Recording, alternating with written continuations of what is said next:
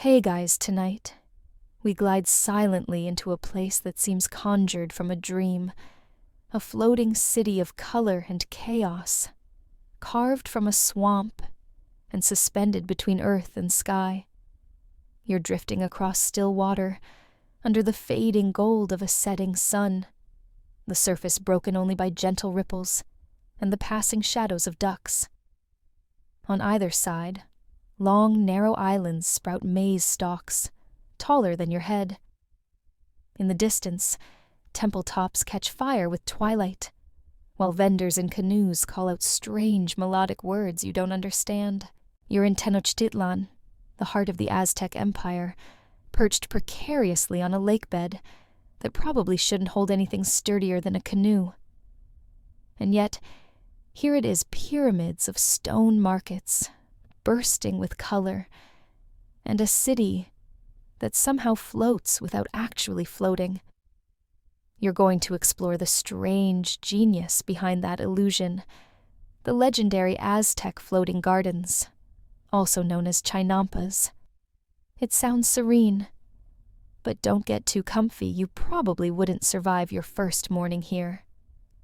Between waterborne diseases, unpredictable gods, and the very real risk of stepping into soft ground and not coming back out this paradise, comes with thorns.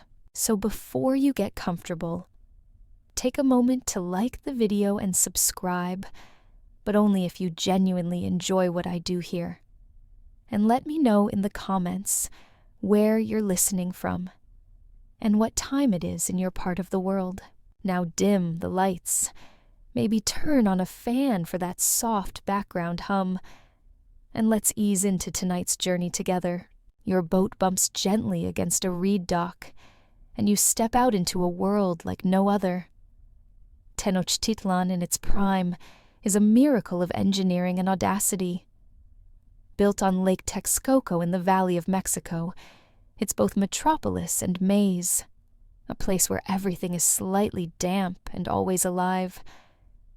The ground under your feet has a subtle give, the way it might if the earth below were less than solid.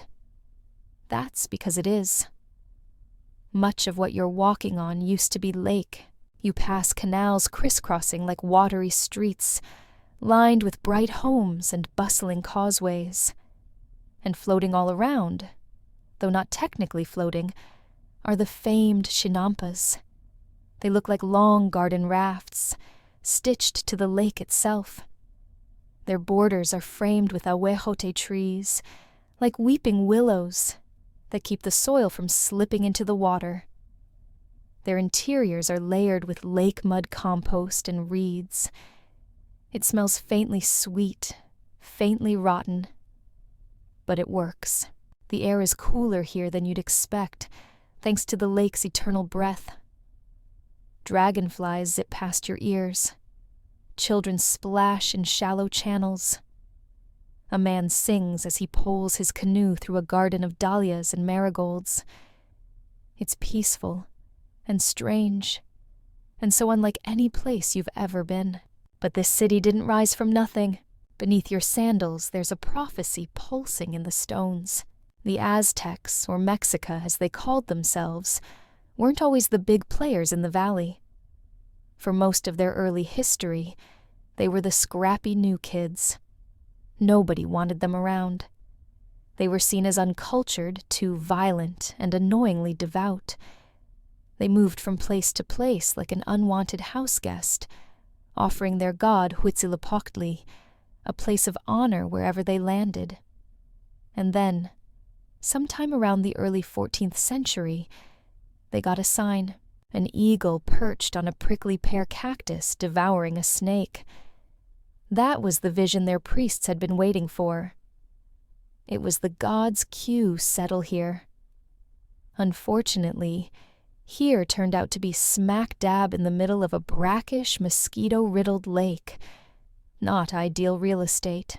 Historians still argue whether the vision was literal, metaphorical, or good PR invented later to justify an inconvenient choice. But whatever the case, the Mexica took it seriously. They planted their feet in the shallows and began building. You look around at what they've managed to pull off.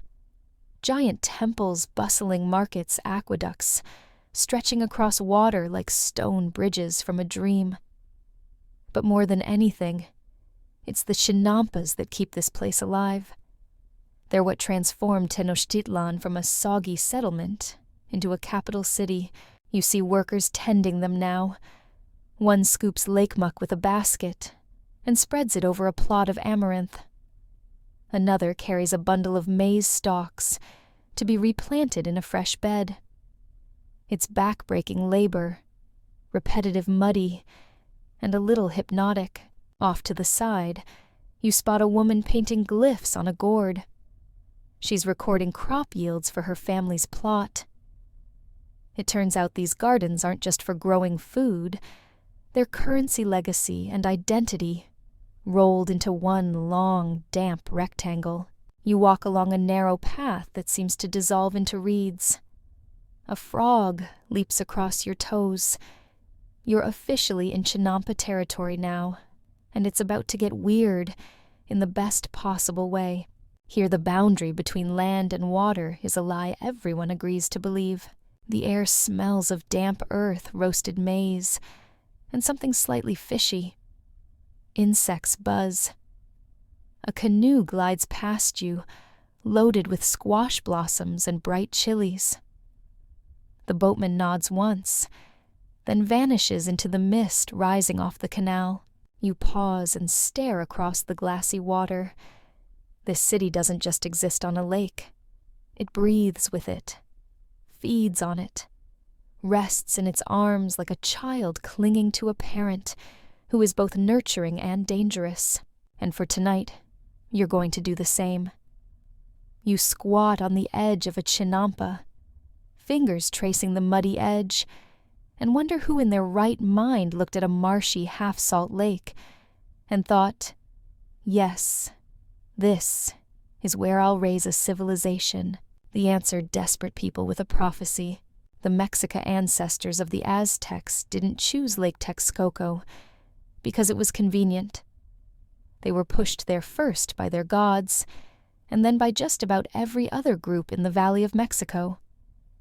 They were late arrivals to a land already brimming with powerful city-states, Texcoco to the east, Tlacopan to the west, and the mighty Tepanecs lording over the region. The Mexica were seen as wild and violent, a people better suited for hired muscle than high culture. You'd be offended, too, if your neighbors called you the equivalent of uncouth lake thugs, but the Mexica had something else: grit, and a chillingly efficient religious system. They believed they were chosen by Huitzilopochtli, the sun and war god, to bring order to a world constantly teetering on the edge of destruction. And to do that, they needed a home base, somewhere sacred, somewhere strategic, somewhere cheap. Which brings us to the vision. According to legend, the Mexica priests saw an eagle perched on a prickly pear cactus, devouring a snake smack in the middle of Lake Texcoco. A sign from Huitzilopochtli himself. Not exactly beachfront property, but when a god gives you directions, you don't argue. Historians still debate whether the vision was actual poetic or conveniently invented after the fact to bolster Mexica legitimacy. One theory even suggests they saw a hawk eating a lizard and decided to workshop the symbolism later. Classic branding move.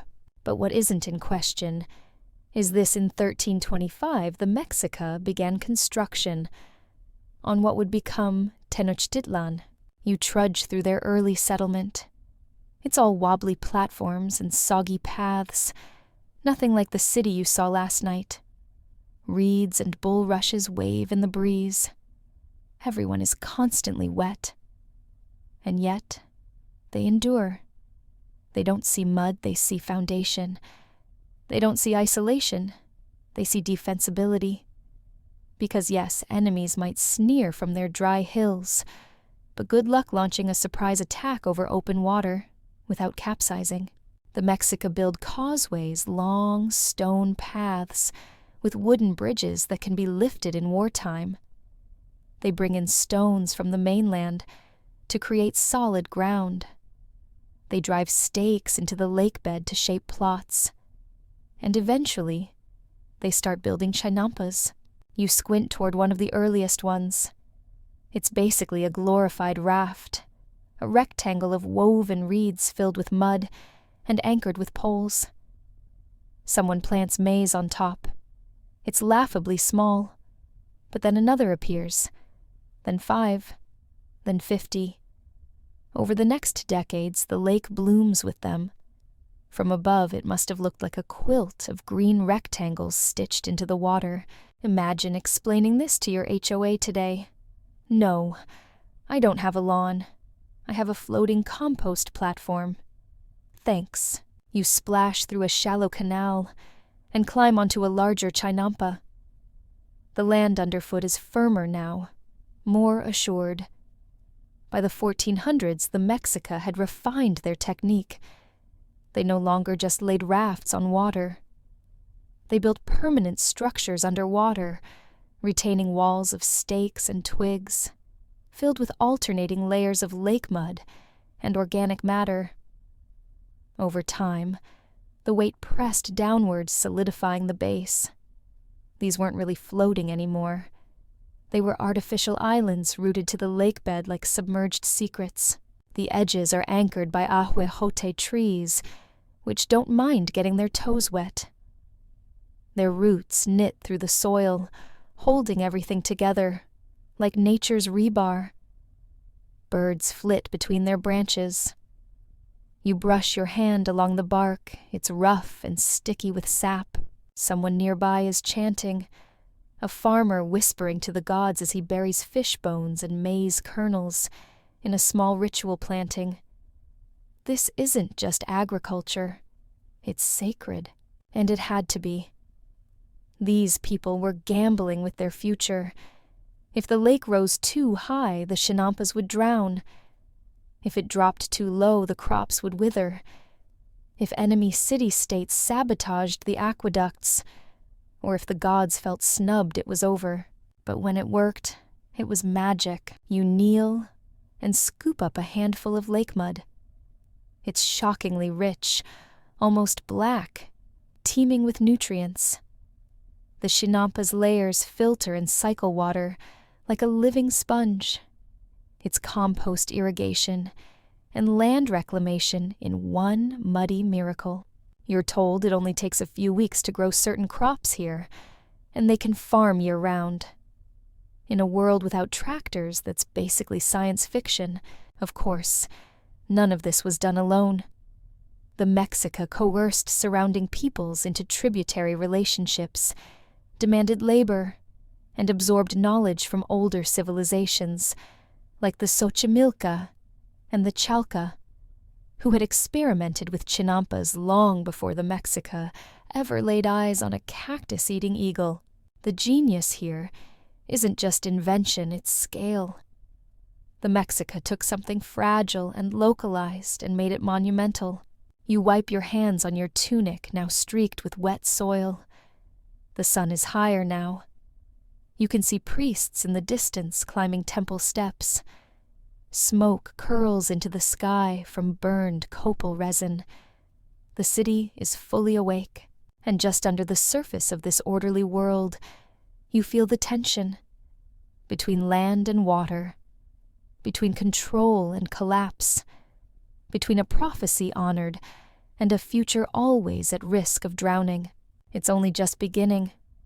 You find yourself knee-deep in mud again. The Chinampa you've stumbled onto this morning is under construction, and that means mud-stick sweat and zero sympathy from the guy yelling at you in Nahuatl to move your clumsy feet.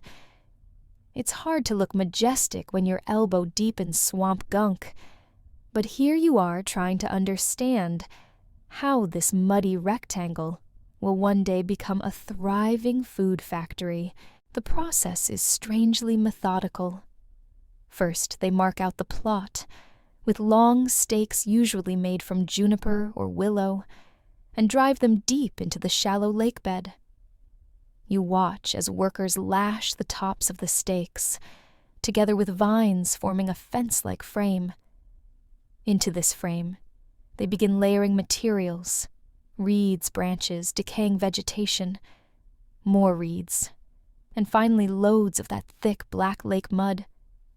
Each layer settles over time, growing heavier and denser until it fuses into something you can actually stand on without disappearing into it.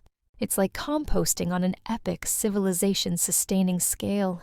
You ask one of the laborers gesturing with your hands, since your Nahuatl vocabulary is limited to maize, and where's the canoe, how long it takes to make a usable chinampa.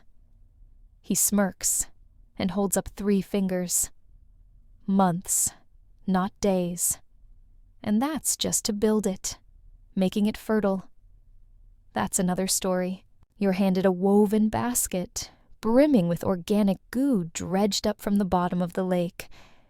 It smells exactly how you think prehistoric lake sludge would smell. You dump it onto the growing mound and pat it down, like you're frosting the world's least appetizing cake. Historians still argue whether this system emerged all at once or evolved gradually from older wetland farming techniques. There's evidence that the Xochimilco were doing something similar centuries earlier, though their scale was smaller and more seasonal. The Mexica, ever the overachievers, took the idea and ran or rode with it. You hear someone humming a work song.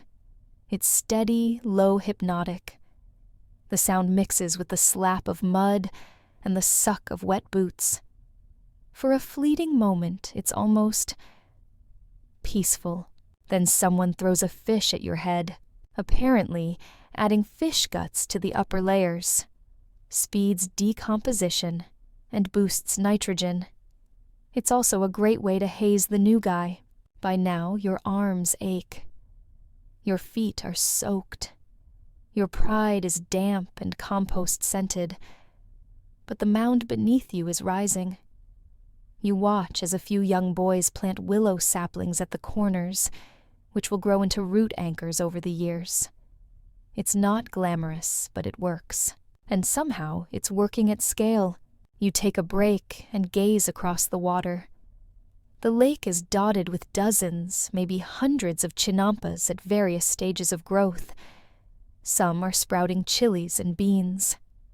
Others are still bare-boned frames. A few look like jungles completely overtaken by creeping vines and papaya trees. The network is so dense, it's hard to tell where land ends and water begins. Birds wade through the shallows between plots, like tiny feathered inspectors.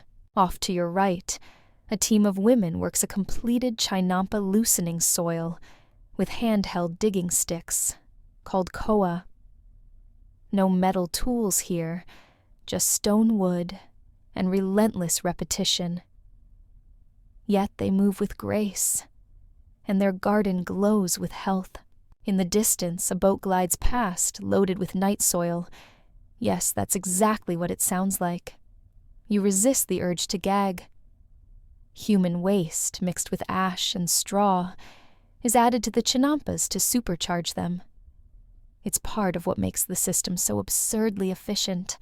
Nothing is wasted, not even your dignity.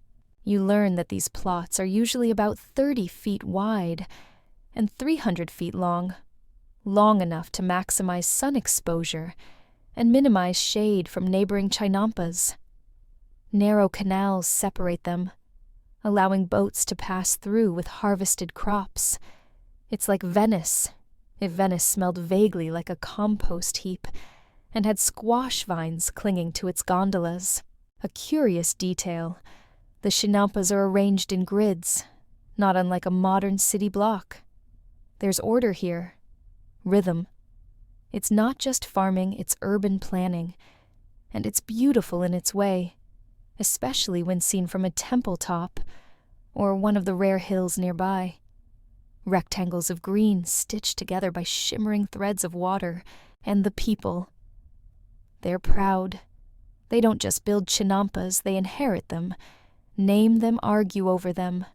Land is wealth, and here land is earned one muddy basket at a time. You overhear a young man grumbling that his uncle won't pass down his corner Chinampa, the one with the sunflowers and the best compost-to-fish ratio. Family drama, ancient edition.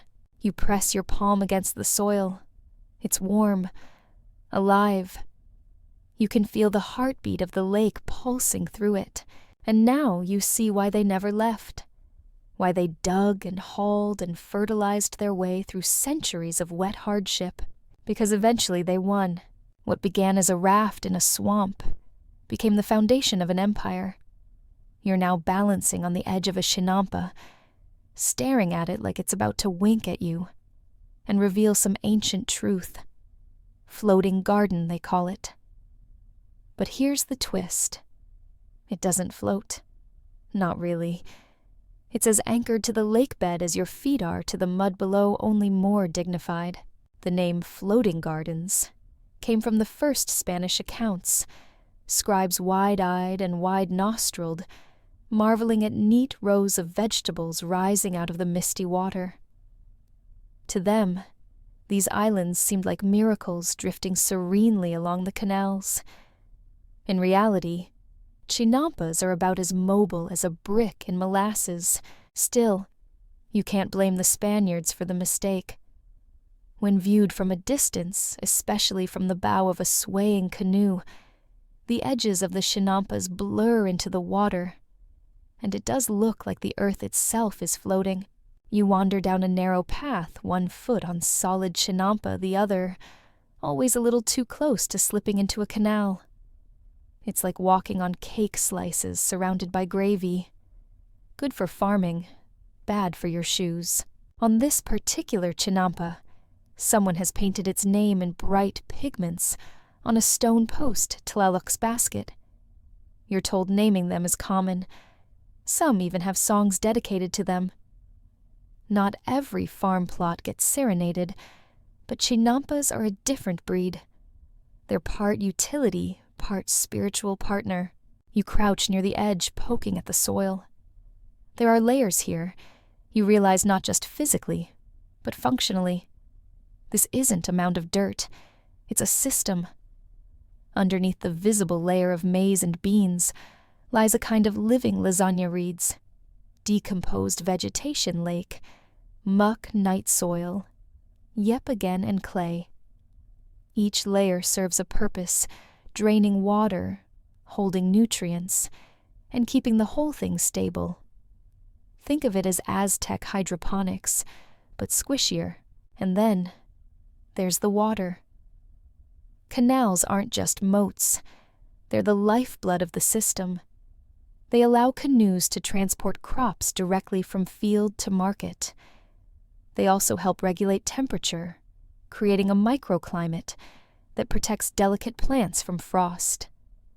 Even in the dry season, the Chinampas stay moist, thanks to capillary action, pulling water up from the canals. You watch as a farmer dips a bucket into the canal and pours water over the base of a pepper plant.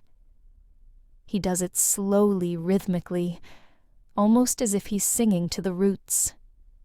The soil absorbs the water like a thirsty sponge. Still, nothing here is left to chance.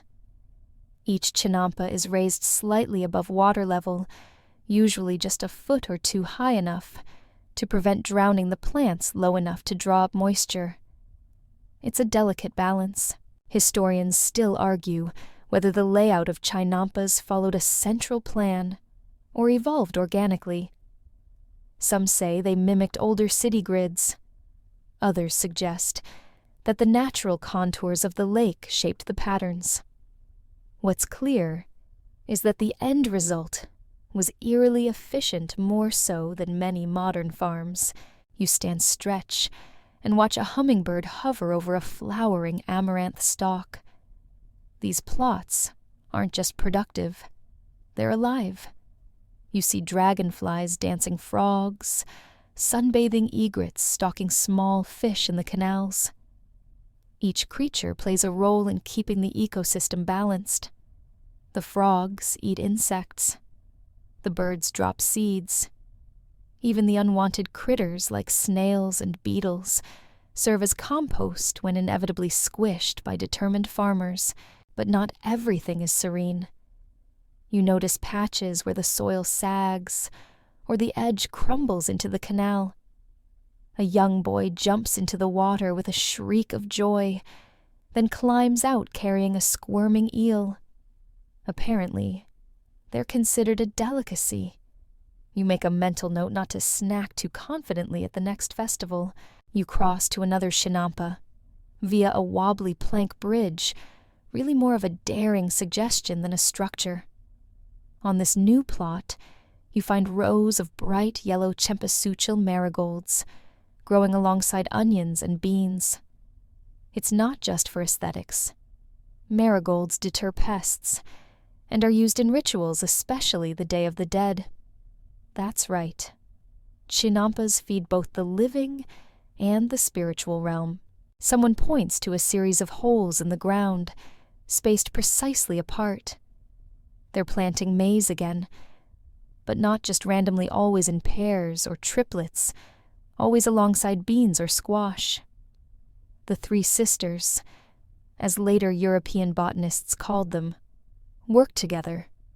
Maize provides structure beans, fix nitrogen in the soil, and squash shades the earth, keeping weeds down. It's farming as symbiosis.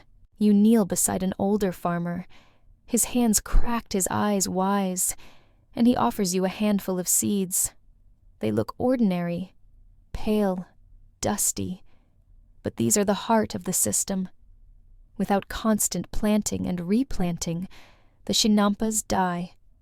They're not static gardens. They're hungry machines that require constant care and renewal. And they're not foolproof.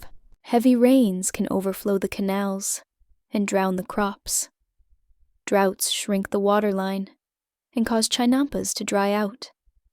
Disease can sweep through in a blink. That's why the Aztecs devised a complex system of dikes, sluices, and even freshwater reservoirs to regulate water levels. You pass one of these dikes now, a long embankment reinforced with stone and vegetation, part of a hydrological ballet that kept the lake from swallowing its creators. You sit on the edge of a canal feet, dangling above the water, watching it shimmer in the afternoon light.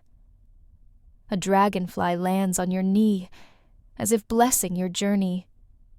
In the distance, you hear the low thump of drums. A festival, maybe, or a warning. Either way, you're not leaving yet. You've only just begun to understand what these gardens really are, not floating, but absolutely magical. The next morning, the sun peeks through a soft haze, and you're already aboard a flat-bottomed canoe, gently rocking as it glides between two long rows of Chinampas. The air is damp and earthy, full of the scent of wet willow bark, crushed leaves and compost, just on the edge of turning. You pass under a low wooden bridge and emerge into what looks like an enormous chessboard green, glistening and vibrating with life. This is the part where the Aztec genius really hits you. This isn't just a patchwork of farm plots. It's a precision-engineered ecosystem. Every piece of it works in concert. And today, you're going below the surface into the hydrological ballet that makes it all possible. You reach out and drag your fingers through the canal water. It's cool, murky, and surprisingly clear beneath the first few inches. That water isn't just sitting there looking pretty. It's doing several jobs at once. It keeps the Chinampas moist.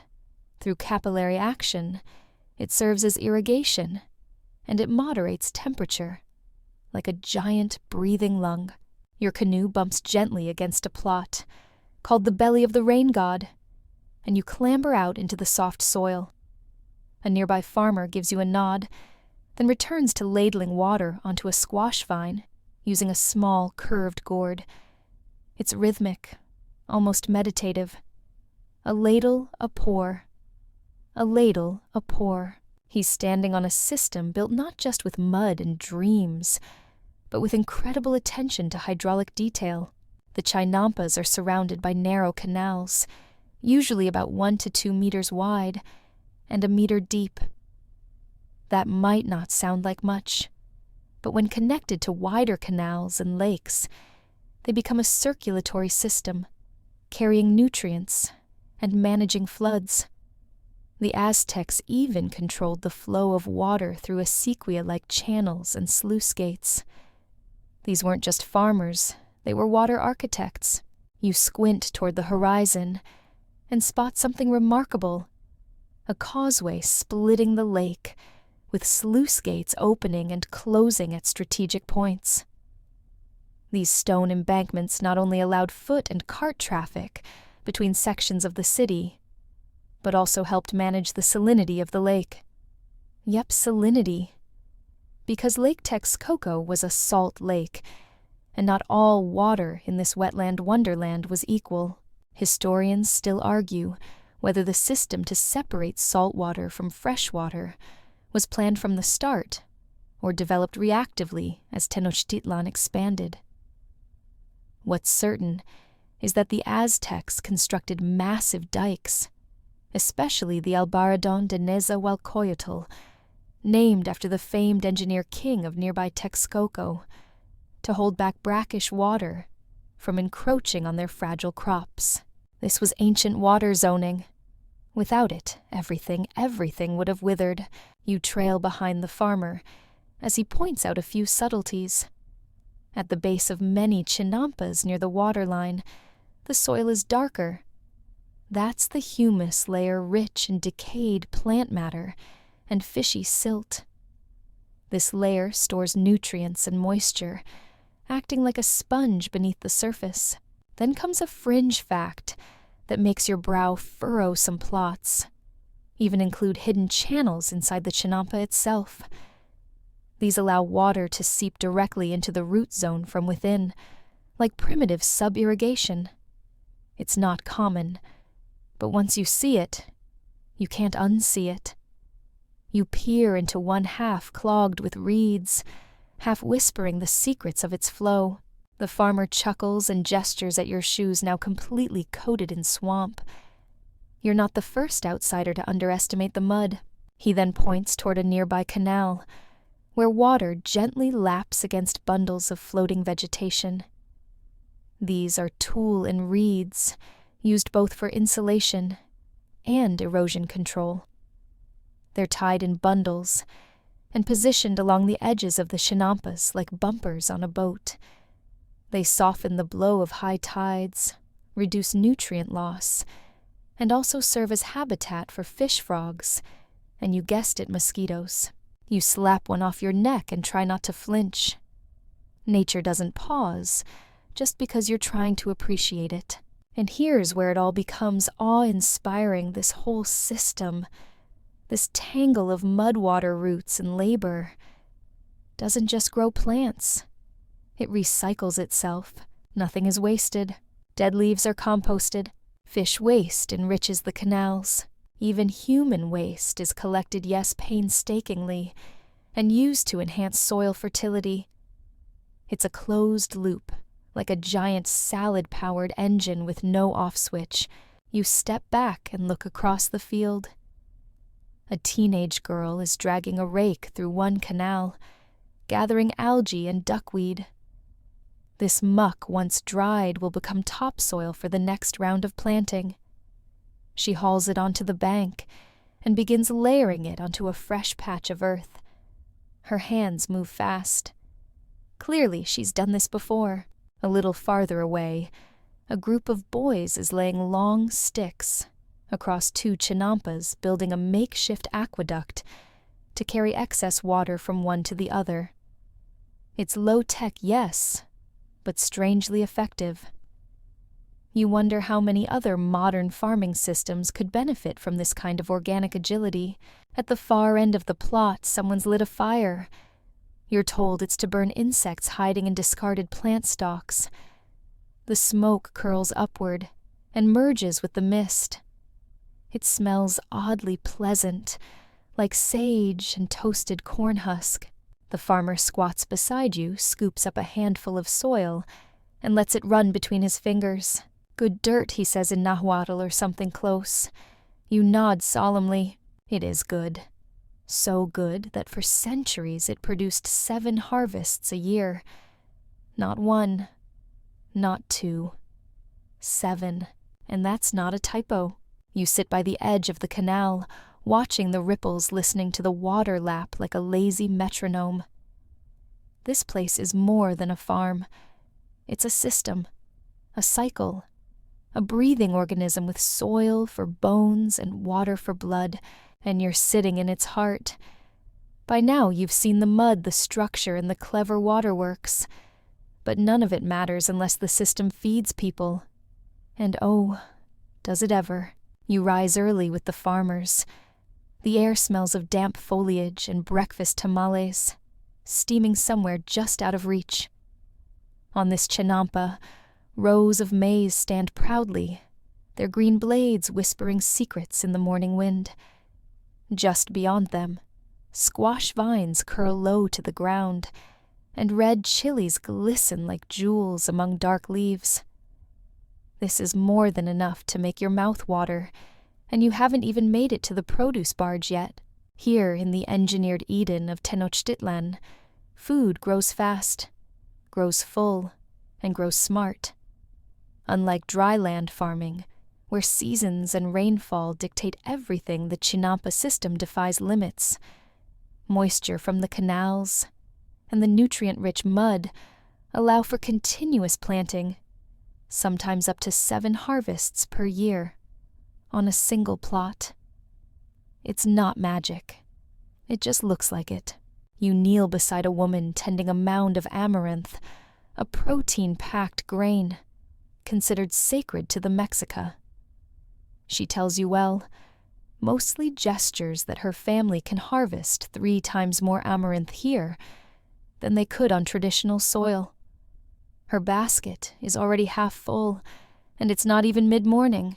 Nearby, a boy no older than 12 loads maize cobs onto a flat canoe, balancing them like puzzle pieces. He's heading to the central market Tlatelolco, one of the largest markets in the world at the time. Every day produce from Chinampas, like this one, floats into the city by canoe, delivering tomatoes, beans, chilies, squash, avocados, and even flowers. A floating supermarket centuries before drive-through was cool. Historians still argue how centralized the Chinampa economy really was, whether most plots were privately owned, or whether temples and nobles controlled them.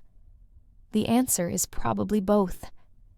Chinampas were everywhere passed down, through families gifted to temples commandeered by warriors, and taxed by local officials. If you lived here, chances are your social status was literally rooted in the dirt. You squint toward the horizon. Canoes crisscross in slow-motion choreography, each one carrying something edible. Some are piled with cacao beans for the market, others with fish caught in the canals between the plots. One even has ducks waddling nervously inside a wicker cage. Quack, quack, you're on your way to becoming soup. And it's not just food. You see rows of marigolds and dahlias cut for festivals and temple offerings. Over there across the canal, a patch of cochineal insects thrive on prickly pear cactus pads, cultivated for their brilliant red dye. Even the dirt here is profitable.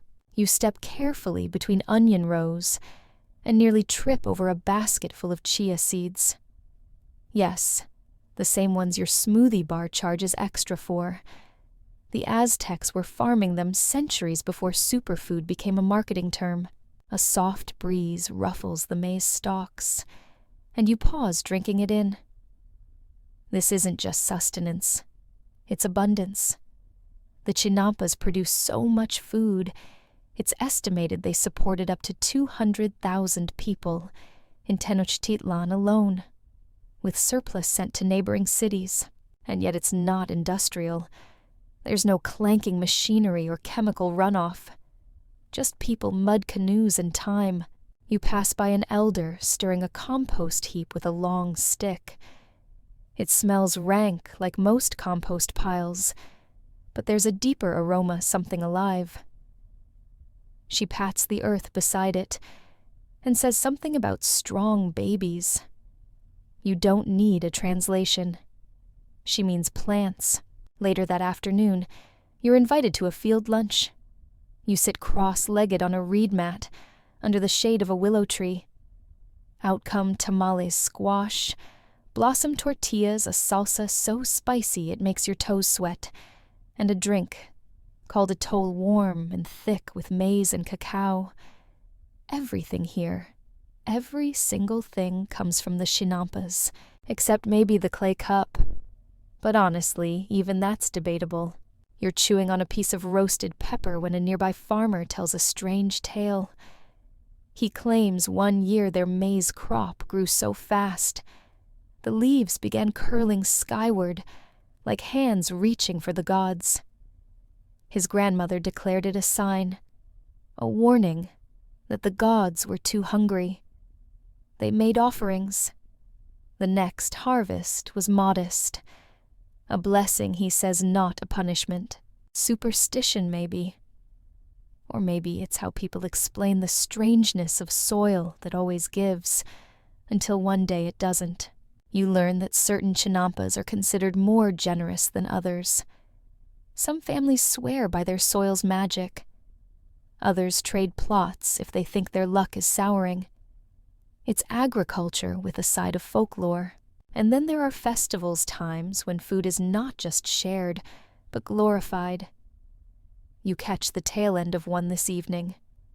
There's drumming, dancing flower petals scattered on the canal, and children in painted masks. All of it honoring Chicomecoatl, the goddess of sustenance. Offerings of maize and tamales float down the canals, like edible lanterns drifting toward the lake's heart. As night falls, you climb into a canoe again. Bellies full, eyes heavy. The farmers start paddling home. You glance back at the dark shapes of Chinampas, silhouetted against the fading orange sky. In the distance, torches flicker. A chorus of frogs begins their nightly gossip. The water glows faintly in the moonlight, catching bits of pollen ash and dreams. The gardens never sleep. They're too busy feeding the world. The sun creeps up over the eastern ridges, casting long golden beams across the mirrored surface of the canals. Dew clings to the squash leaves, and somewhere nearby, a heron stretches its wings and takes off like a glider skimming the surface. You're already waist-deep in a new Chinampa figuratively. For now, though, if you don't watch your step, literally is not far off. This section's garden is teeming with more than crops. It's an entire squirming, buzzing ecosystem. A farmer beside you drops a basket, and it spills out not food, but frogs. Big ones, small ones, some shimmering like wet leather. She laughs and scoops them up with practiced ease. The frogs eat mosquitoes. The egrets eat the frogs. And the Chinampa. It eats it all, every buzzing, croaking, flapping part. You're in the compost zone now. This is the part nobody romanticizes, the part that smells like a landfill having an identity crisis. Over in the corner of the plot, 2 young men are turning what looks like a mound of despair. Old corn stalks, rotting gourds, feathers, fish heads, even human waste. It's all stirred together and left to cook under the sun. And here's the kicker, it works. This slurry of decomposition becomes life. You kneel down cautiously and poke at the pile. beneath the top layer dry and crumbling like burnt toast, the inner layers steam with warmth. Microbes are partying in there, breaking down yesterday's garbage into tomorrow's harvest. You're suddenly impressed, and also slightly queasy. Beside you, a child carries a bundle of night soil in clay jars. Yep, that's what it sounds like. You consider asking where it came from, then decide against it. Some questions are best left unasked before breakfast, yet this is the quiet genius of the Chinampa. It turns waste into abundance. Birds roost in the willow trees at the corners, leaving their droppings to feed the soil. Snails cling to the wet undersides of leaves, chewing holes in the cabbage, only to be fed to ducks raised in the canals. Algae blooms in the warm shallows, scooped up by farmers and dried into mulch. Flamingos, not just beautiful pink scenery, mind you wade through the waters, stirring up nutrients with their feet. Historians still argue how intentionally the Aztecs designed this balance. Was it by ecological insight or accident followed by adaptation? Did they plan the frog-fish-muck combo, or did they stumble upon it while trying to survive in an unpromising lake? The line between deliberate engineering and brilliant improvisation is blurry, especially when you're 600 years deep in mud. A woman nearby drops a sack of crushed tequisquite, a mineral salt harvested from the lake's shores, into the water. It's used to boost fertility and deter pests. You crouch beside her and ask if that helps the corn grow faster. She says something about Tlaloc's laughter and throws a pinch of it at your boots. Whether it's science or superstition, the soil does feel softer beneath your feet. There's also a rhythm to the work you start to pick up on plant harvest compost feed. Repeat. Each step feeds the next like notes, in a song that only the Chinampa farmers seem to know by heart. One sings, as he digs up a row of sweet potatoes, his voice low and gravelly, cutting through the morning fog like a boat's wake. And here comes your first fringe fact of the day. Some Chinampa farmers cultivate edible bugs. That's right. Grasshoppers, maguey worms, even water beetles. They're dried ground into powder or fried into crispy snacks. High in protein, low in complaints from anyone who knows what hunger feels like. You're handed a roasted chapulin grasshopper on a corn tortilla. It crunches. It's not awful. A little nutty, actually. You step aside as two boys run by, carrying baskets of flowers. Not food, but essential. Flowers are currency, ritual, and medicine. You learn that marigolds drive off certain pests with their scent, while their petals are dried and burned during ceremonies to honor the ancestors. The Chinampa isn't just growing food, it's growing culture. Then you see it something strange, nestled at the edge of the Chinampa, where the water curves inward, a series of small clay pots, half buried in the soil. You ask the nearest farmer. She tells you these are to collect lazuli decomposing matter, offered to the earth goddess. When full, the pots are buried deeper and replaced. It's compost and ritual in one. Even their waste is spiritual.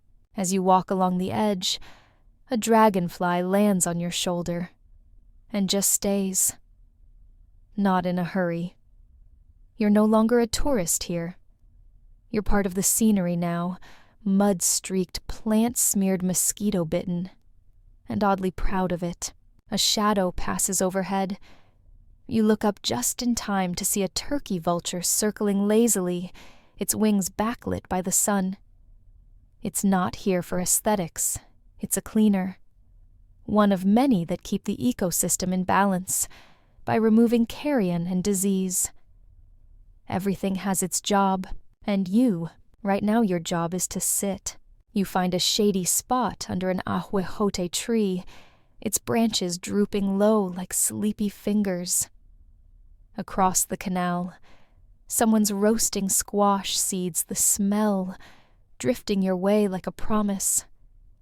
You close your eyes. This garden isn't pretty in the traditional sense. It's wild, dirty, and full of wriggling life. But it works. It thrives. And if you're quiet enough, you can hear it breathing. The scent of roasted corn and earth hangs heavy in the morning air as you step onto a chinampa that feels different. Not because it looks different. Maize still towers over your head, and squash still curls at your feet, but because there's something off, a strange stillness. The soil looks fine, but the farmer scowling at the stalks seems convinced otherwise. You ask what's wrong. He waves a hand across the field and mutters something that makes the hair on your arms stand up. Tlaloc turned his face. Translation: the rain. God's not happy. And that means someone has offended him. This section of your journey is about sacred corn and cursed soil. And yes, you're going to get a little superstitious. Maize is the center of it all here. Not just a staple crop, but the very heart of the universe. In Aztec myth, humans were fashioned from maize dough after the gods failed with mud fire and wood. It's your origin story, your dinner, and your divine offering rolled into one delicious tamal. You walk alongside a farmer, carefully inspecting every stalk, every leaf, his face tense. It hasn't rained in 3 days, which wouldn't alarm you in most places. But here, in the belly of a lake-turned miracle garden, it's enough to spark prayers. At the center of the Chinampa stands a small shrine made of stacked stones. On top, a bowl filled with amaranth dough, and a feather an offering to appease the spirits of the earth. Some call them Tlaloqui, the rain god's helpers, mischievous spirits, who hoard or grant water as they see fit. Historians still argue how much of this ritual practice was formal religion versus local custom. Was every farmer a theologian? Probably not. But here the line between agriculture and devotion blurs like morning mist over a warm canal. A woman crouched beside the shrine tells you in whispers that this plot used to belong to her grandfather. He swore it was cursed. Every 7th planting, something would fail a maize fungus here, a collapsing corner there. Eventually, he started planting flowers on every 7th row, cempasúchil marigolds, to appease the dead. You glance over at the current rows, 6 of maize, one bursting with bright orange flowers. Coincidence, maybe. Or maybe no one wants to test the theory. Then there's the real curse no one likes to talk about rot. Chinampas, for all their fertility, walk a fine line. Too much moisture, and the roots drown. Too little, and the sponge of soil hardens, cracking like a burnt tortilla. Disease spreads fast here. Fungi blight worms each a whisper from the gods that something is out of balance. You step carefully toward a plot where the maize is yellowing too early. A young man pokes at the roots with a stick and sighs. The canal's been dry too long, he says. She won't drink. He calls the Chinampa she, and not casually. These plots are not just land, they're personalities. Some are gentle, some finicky. Some require coaxing like stubborn mules. Others spoil you for a year, and then betray you the next. You ask if anyone ever abandons a plot entirely. He nods. When the gods stop listening, you walk away. Not exactly USDA-certified agricultural advice, but it has worked for generations. Of course, they don't give up without trying everything. There are rituals for soil healing, some involving ground chili peppers burned at sunrise, others requiring a drop of blood from a family member smeared into the compost. You raise an eyebrow at that last one. He just shrugs. Not a lot. Just enough for the earth to know your name. You move on a little less confident in the blamelessness of your sandals. Still, not all signs of distress are curses. Some are just biology. Over time, the lake's nutrient flow can change, especially if canals get blocked, or silt builds up in the wrong places. That's why Chinampa farmers regularly dredge canals, using large baskets to scoop out rich muck and redistribute it to the surface. You watch one such operation now. It's messy, loud, and gloriously inefficient by modern standards, but somehow it works. The water churns with fish. Birds gather nearby, waiting for a chance at wriggling snacks, stirred up by the chaos. You crouch and run your fingers through the fresh mud slick thick and already alive with new life. On a nearby plot, you see a different sort of healing. The farmer has laid out a blanket of obsidian shards and broken pottery across a corner of the Chinampa. You blink. Is this a ritual? A protest. A passing elder explains, these are relics from a failed harvest, offered to Chicomecoatl, the goddess of sustenance. He points out a small ceramic figurine with a broken arm. She took it, he says. Maybe now she'll give something back. You nod solemnly. These are not superstitions, they are contracts writ in cornmeal and rain. And through it all, maize remains the protagonist. You pick up a cob from a pile nearby, shorter than modern supermarket fare, but denser. Its kernels are almost jewel-like in color, deep reds, creamy yellows, even shades of purple. This is no bland starch. This is sacred sustenance. A nearby woman grinds dried kernels on a metate, humming softly. The sound of stone on stone is steady, calming ancient. She tells you her mother taught her that each kernel has a soul. Waste one, and you'll be haunted by it in dreams. So you tuck the cob back into its basket, respectfully, and you start to understand. The Chinampa is not just a field, it's a fragile compact, a performance art of food, faith, and fear. You don't just grow crops, you grow stories, bargains, and atonements. Each harvest is both gift and gamble. The wind picks up rustling the maize leaves. Somewhere in the distance, thunder grumbles. Looks like the gods are still listening. A warm wind rustles the willow trees lining the Chinampas, and the canals gleam under a bright mid-morning sun. You're walking along a narrow dirt path, barely wide enough for one person balanced between two watery arteries. On one side, squash blossoms ready for harvest.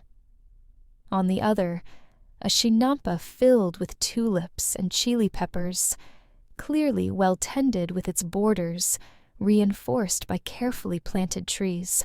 You're not here to admire the plants today. You're here to learn how land is power, and these floating gardens are more than just food factories.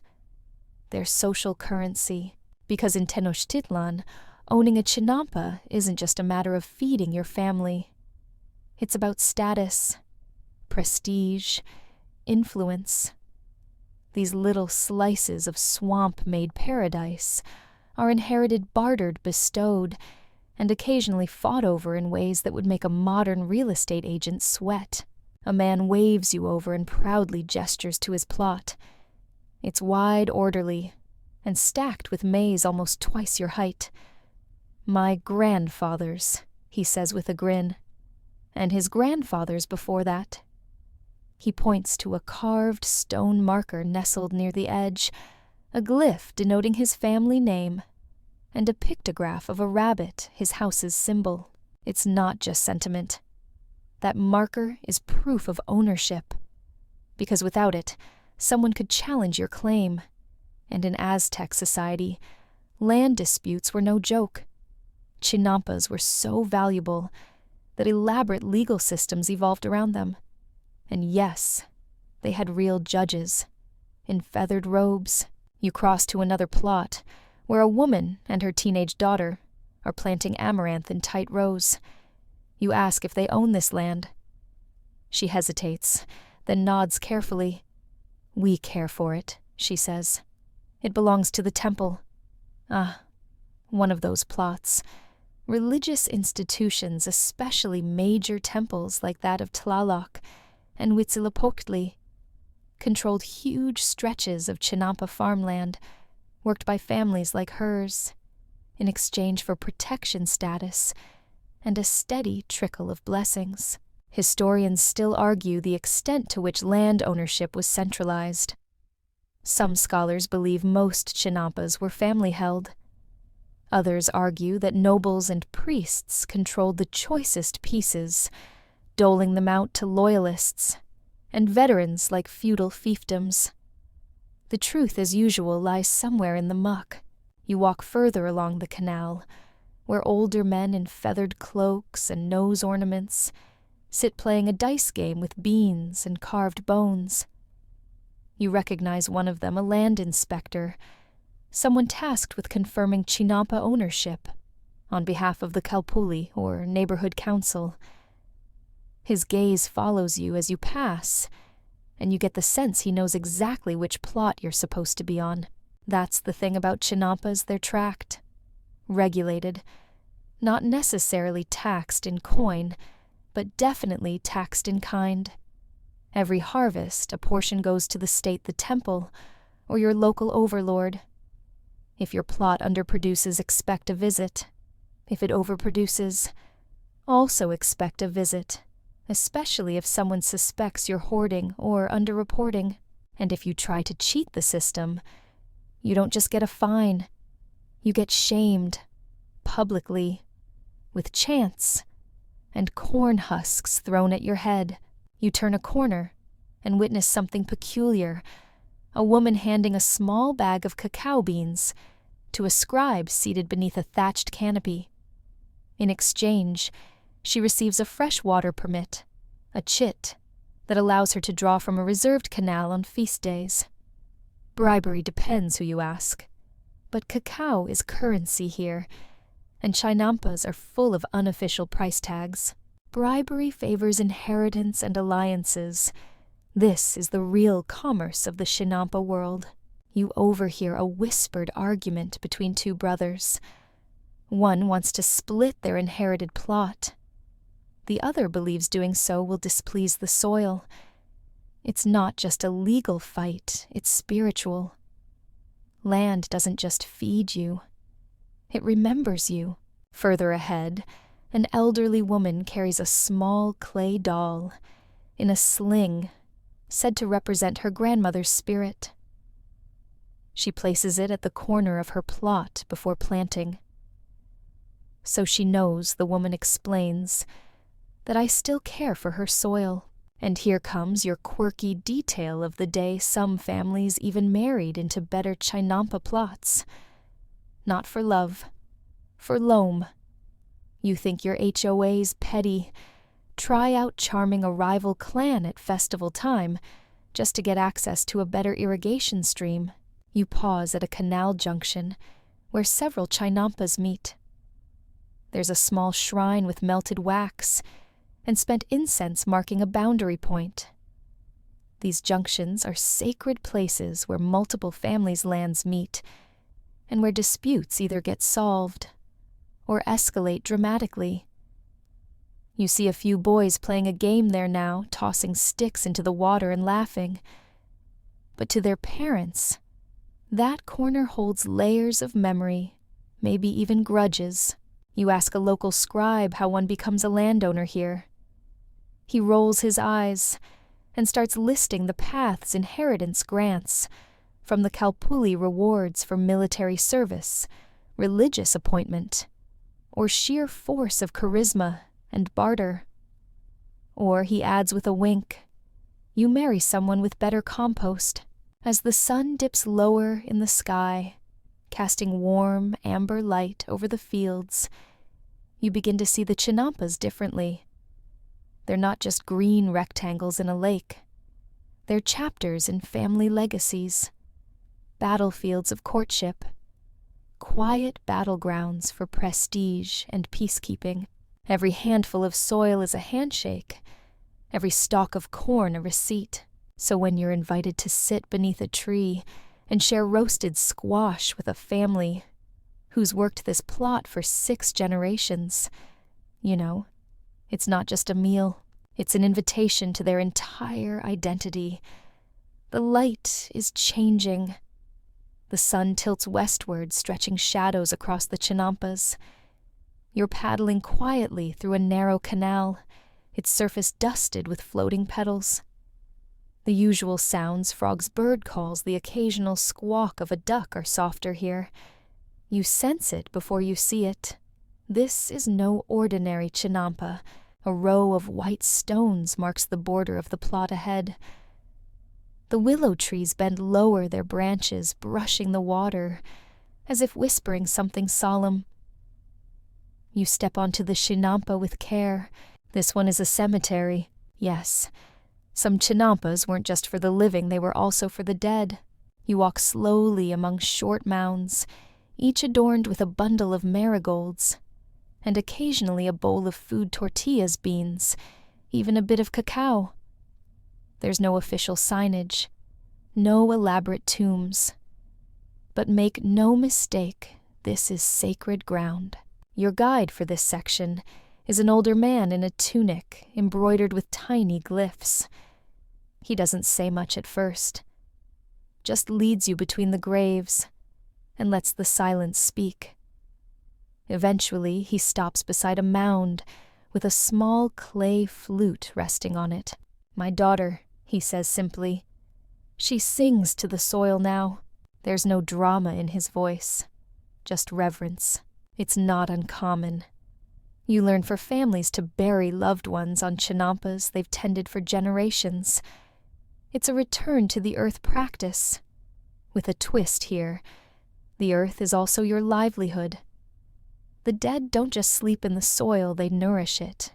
Creepy maybe, but also deeply pragmatic. Human remains once decomposed enrich the very land that fed the departed in life. In this worldview, your ancestors are never far away. They're literally under your feet, whispering through the maze. You kneel beside one of the mounds and spot an obsidian blade stuck in the soil like a marker. It's not a weapon. It's a symbol of sacrifice. Whether that's metaphorical or not is unclear. Historians still argue how widespread this practice was. Burial laws varied, and elite families often chose formal temples or cremation. But among commoners, especially those with deep ties to a particular plot, burial in the Chinampa was a way of affirming that this soil, this mud-soaked miracle, belonged to their lineage. Some even say that crops grown on these sacred plots taste better, that the beans are richer, the maize sweeter. You're offered a roasted ear, and whether it's psychosomatic or not, it does have a complexity you haven't tasted elsewhere. Earthy, honest, like memory made edible. The man smiles when you compliment it. "She grew it," he says, patting the ground. "Not every grave is ancient. One you pass is fresh flowers, still vibrant clay, incense bowl still warm. Beside it, a young girl places a doll on the mound, tucks in a bit of cloth, and walks away without looking back. You find yourself moved by how matter-of-fact this all is.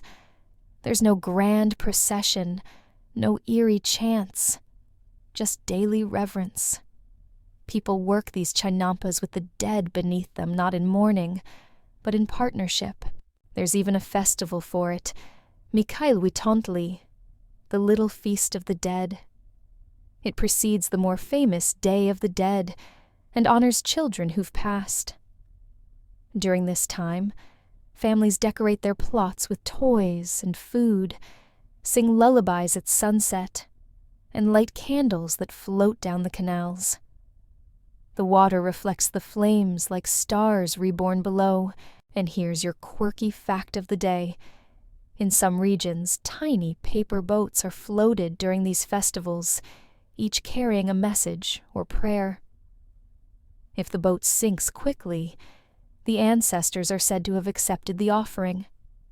If it floats too long, better add more chili to the tamales next year. You wander farther, finding a section where plots are covered in tempasuchil bright orange marigolds, whose pungent scent is believed to guide souls back to the land of the living.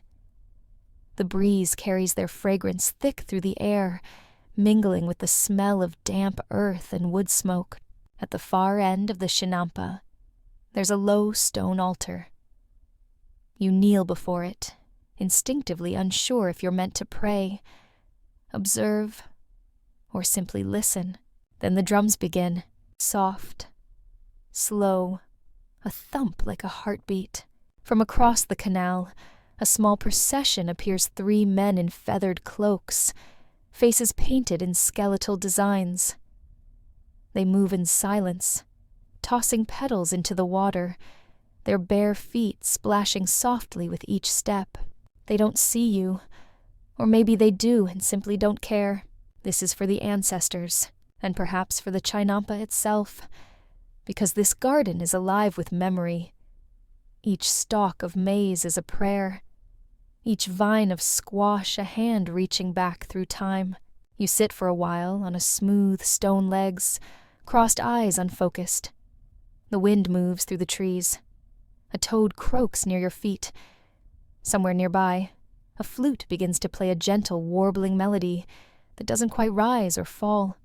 It simply exists. Like the dead, like the roots, like the soil itself. Soil. It's getting dark. You light a small candle offered by a passing child and set it afloat on the canal. It drifts slowly, then vanishes behind a bend. The dead, it seems, are still farming, and they are generous. You're crouched behind a thick wall of maize, your breath caught in your throat. Just across the canal, 2 warriors are sneaking through a patch of squash vines, barely disturbing the leaves. You expected Chinampas to be gardens, sure tranquil spaces of farming and feasting. You didn't expect espionage. And yet here you are, watching a man in full jaguar warrior regalia belly crawl behind an onion bed, because yes, these gardens were once battlegrounds, and not just for crops. Today you're exploring the shadowy side of Chinampas, spies, scouts, and soldiers, who turned vegetable patches into secret weapons. Let's start with some context. Tenochtitlan was a powerful military empire. Its expansion depended on information who was allied to whom might be defecting, and most crucially, who could be conquered next. And while the grand temples and causeways got all the glory, much of the real intelligence work happened down here among the cornstalks. You creep closer to the edge of a canal and peer across. From this angle, the garden plots form a maze of visibility and concealment. Some Chinampas are so narrow that someone could crouch unseen between the rows. And if you're wearing farming garb, who's to say whether you're harvesting tomatoes or eavesdropping on enemy supply lines? Historians still argue how often Chinampas were actually used for reconnaissance, but enough Aztec codices and oral traditions mention silent runners and hidden observers to take it seriously. Warriors trained to blend in, as farmers would use the Chinampa network to get close to enemy districts, disguised with straw hats and digging sticks, their obsidian knives tucked into the folds of their robes. Your guide, a wiry man with a mischievous smile, points to a faded glyph carved into the trunk of an old ahuejote tree. It shows a crouching figure with maize leaves sprouting from his back. He's not planting, the man grins. He's watching. You wonder how many battles were won thanks to a quiet day in the garden. But not all Chinampa espionage was state-sponsored. Family feuds. Oh, you'd better believe people spied on each other's plots. Neighbor envy was a whole thing. If your rival's Chinampa suddenly produced unusually large maize cobs or exotic flowers out of season, it wasn't just curiosity. It was suspicion. You sit with two sisters who farmed side by side for decades. They tell you only half-jokingly that they take turns watching each other's compost piles to make sure no one's borrowing the better mix of fish guts and duck feathers. I once caught my cousin planting chili in my section, one of them says, with an exaggerated scowl. He said the wind blew the seeds over. I said the wind also tied a hoe to your hand and dug 6 rows. You nod solemnly. The drama is real. As you wander farther into the maze of Chinampas, you come upon a training ground. Or at least, it was one. Your guide says this was where scouts practiced stealth. Children were taught to walk silently across wet soil, to signal silently using bird calls, to disappear behind a row of marigolds at a moment's notice. Imagine growing up with the skill set of both a farmer and a ninja. And it wasn't just about hiding. Chinampas also served as traps. Warriors dug shallow trenches beneath certain plots, covered them with leaves and soil, and waited. If an enemy patrol wandered too far into unfamiliar terrain, squelch down, they'd go. Some Chinampas were even built with submerged stake pits, their sharp tips coated with poison, extracted from frogs or fermented cacti. You look at the peaceful water now, and it's hard to imagine that same surface bristling with submerged weapons. And here's your quirky detail of the day. Some spies used tamale delivery as a cover.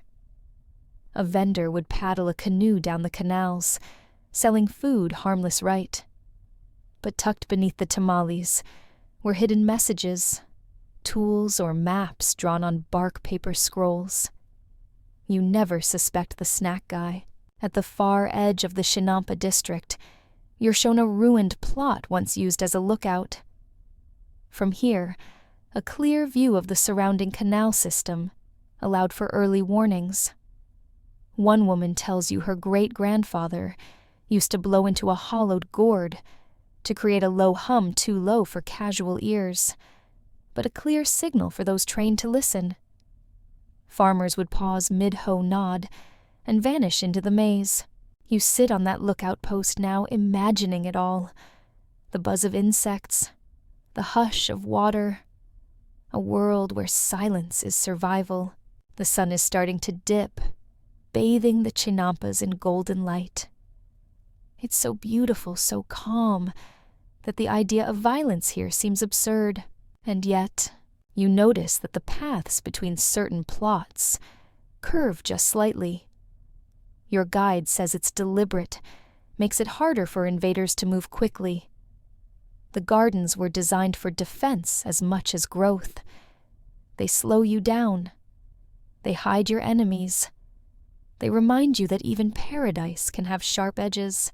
You paddle back through the canal, passing a group of children playing spy and seek among the squash. They're giggling, but also taking it very seriously. One of them shushes the others, like a miniature drill sergeant. The legacy lives on, because here in the Chinampas, the soil feeds the people, but sometimes the corn is watching you back. The sky is bruised with evening, and the temples of Tenochtitlan catch the last firelight of the sun, like stone lighthouses rising from the lake. But tonight, something's different. You hear the unmistakable clop of horses, alien, jarring, not the soft shuffle of sandals or the swish of paddles. And on the breeze, smoke, not the kind that cooks squash or wards off mosquitoes. This smoke bites the air. It carries ruin. Cortez has arrived. You stand at the edge of a Chinampa and watch as the Spanish soldiers, with their steel and swagger, tread onto causeways, never meant to bear iron. They don't understand what they're walking on. Not really. They see neat rows of vegetables and canals like garden paths. They don't see the centuries of ritual, the buried ancestors, the ecological symphony playing under every stalk of maize. They see land, and land must be claimed. The arrival of Hernan Cortés in 1519 is more than a military encounter. It's an ontological earthquake. These Spanish conquistadors, hardened by years of warfare and fueled by dreams of gold and glory, step into a world that operates on cycles, relationships, and spirits. They respond with maps, swords, and parchment, filled with royal decrees.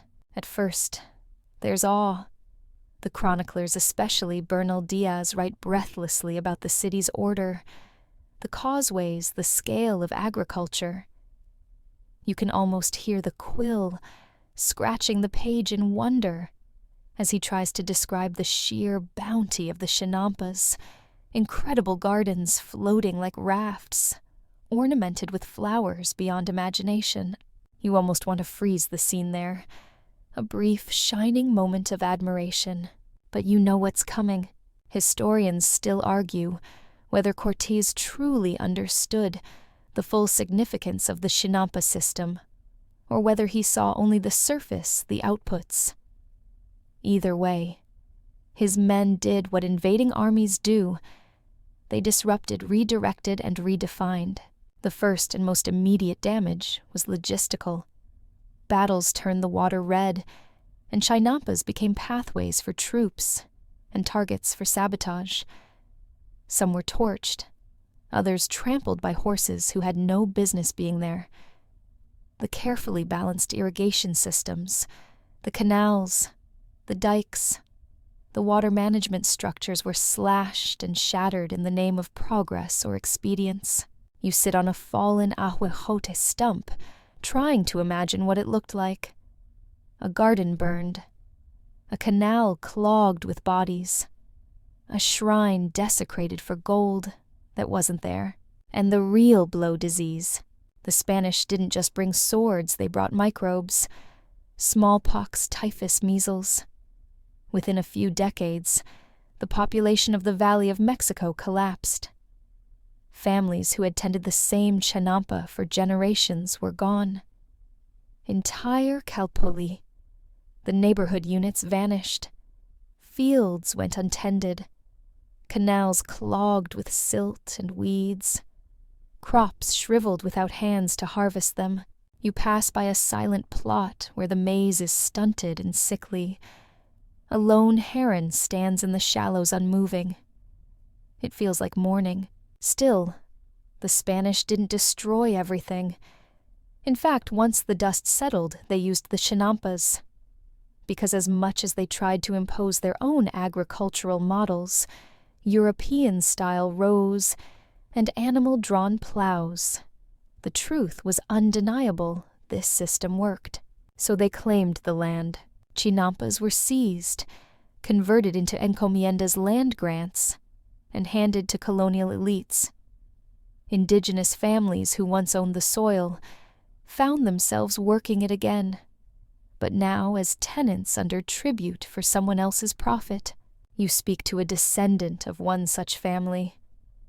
She gestures across a still working plot and says, "It still feeds us, but it doesn't belong to us." One strange twist: the Spanish introduced new crops, lettuce, wheat, onions, and some of them were adopted into Chinampa farming.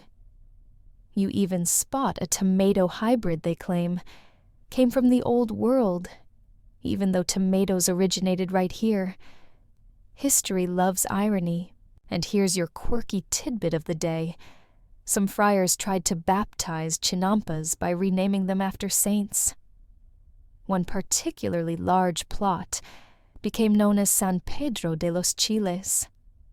The farmers nodded politely, then continued whispering to Tlaloc under their breath. By the late 1500s, many of the intricate waterworks, the albaradones, the aqueducts, the carefully zoned canals had been neglected or re-engineered into European-style systems. Floods became more common. So did droughts. Without the indigenous water knowledge, the lake's temperament grew unpredictable. You stand now at the edge of a crumbling canal. It's been half filled with rubble and garbage. A plastic bottle floats by. A tortilla wrapper clings to a tree root. And still a few stubborn maize stalks rise from the muck, because Chinampas don't give up, even after conquest, even after plague, even after bureaucrats tried to map them into oblivion. You paddle away in silence, the air heavy with memory. Somewhere in the distance you hear a conch horn. A ritual persists. Not all was lost, but the scars run deep. These gardens once fed an empire. Now they whisper what happens when paradise meets a boot heel. The sky is bruised with evening, and the temples of Tenochtitlan catch the last firelight of the sun, like stone lighthouses rising from the lake. But tonight, something's different. You hear the unmistakable clop of horses. Alien. Jarring. Not the soft shuffle of sandals or the swish of paddles. And on the breeze, smoke. Not the kind that cooks squash or wards off mosquitoes. This smoke bites the air. It carries ruin. Cortez has arrived. You stand at the edge of a Chinampa and watch as the Spanish soldiers with their steel and swagger tread onto causeways, never meant to bear iron. They don't understand what they're walking on. Not really. They see neat rows of vegetables and canals like garden paths. They don't see the centuries of ritual, the buried ancestors, the ecological symphony playing under every stalk of maize. They see land, and land must be claimed. The arrival of Hernán Cortés in 1519 is more than a military encounter. It's an ontological earthquake. These Spanish conquistadors, hardened by years of warfare and fueled by dreams of gold and glory, step into a world that operates on cycles, relationships, and spirits. They respond with map swords and parchment filled with royal decrees. At first, there's awe. The chroniclers, especially Bernal Diaz, write breathlessly about the city's order, the causeways, the scale of agriculture. You can almost hear the quill scratching the page in wonder as he tries to describe the sheer bounty of the Chinampas' incredible gardens, floating like rafts ornamented with flowers beyond imagination. You almost want to freeze the scene there. A brief, shining moment of admiration, but you know what's coming. Historians still argue whether Cortés truly understood the full significance of the Chinampa system, or whether he saw only the surface, the outputs. Either way, his men did what invading armies do. They disrupted, redirected, and redefined. The first and most immediate damage was logistical. Battles turned the water red, and Chinampas became pathways for troops and targets for sabotage. Some were torched, others trampled by horses who had no business being there. The carefully balanced irrigation systems, the canals, the dikes, the water management structures were slashed and shattered in the name of progress or expedience. You sit on a fallen ahuejote stump trying to imagine what it looked like. A garden burned, a canal clogged with bodies, a shrine desecrated for gold that wasn't there, and the real blow disease. The Spanish didn't just bring swords, they brought microbes. Smallpox, typhus, measles. Within a few decades, the population of the Valley of Mexico collapsed. Families who had tended the same Chinampa for generations were gone. Entire Calpulli, The neighborhood units vanished. Fields went untended. Canals clogged with silt and weeds. Crops shriveled without hands to harvest them. You pass by a silent plot where the maize is stunted and sickly. A lone heron stands in the shallows unmoving. It feels like morning. Still, the Spanish didn't destroy everything. In fact, once the dust settled, they used the Chinampas, because as much as they tried to impose their own agricultural models, European-style rows and animal-drawn plows, the truth was undeniable: this system worked. So they claimed the land. Chinampas were seized, converted into encomiendas, land grants, and handed to colonial elites. Indigenous families who once owned the soil found themselves working it again, but now as tenants under tribute for someone else's profit. You speak to a descendant of one such family. She gestures across a still-working plot and says, "It still feeds us, but it doesn't belong to us." One strange twist: the Spanish introduced new crops, lettuce, wheat, onions, and some of them were adopted into Chinampa farming. You even spot a tomato hybrid they claim came from the Old World, even though tomatoes originated right here. History loves irony, and here's your quirky tidbit of the day. Some friars tried to baptize Chinampas by renaming them after saints. One particularly large plot became known as San Pedro de los Chiles. The farmers nodded politely, then continued whispering to Tlaloc under their breath. By the late 1500s, many of the intricate waterworks, the albaradones, the aqueducts, the carefully zoned canals had been neglected or re-engineered into European-style systems. Floods became more common. So did droughts. Without the indigenous water knowledge, the lake's temperament grew unpredictable. You stand now at the edge of a crumbling canal. It's been half filled with rubble and garbage. A plastic bottle floats by. A tortilla wrapper clings to a tree root. And still a few stubborn maize stalks rise from the mucks, because Chinampas don't give up, even after conquest, even after plague, even after bureaucrats tried to map them into oblivion. You paddle away in silence, the air heavy with memory. Somewhere in the distance you hear a conch horn. A ritual persists. Not all was lost, but the scars run deep. These gardens once fed an empire. Now they whisper what happens when paradise meets a boot heel. The sky is bruised with evening, and the temples of Tenochtitlan catch the last firelight of the sun, like stone lighthouses rising from the lake. But tonight, something's different. You hear the unmistakable clop of horses, alien, jarring, not the soft shuffle of sandals or the swish of paddles.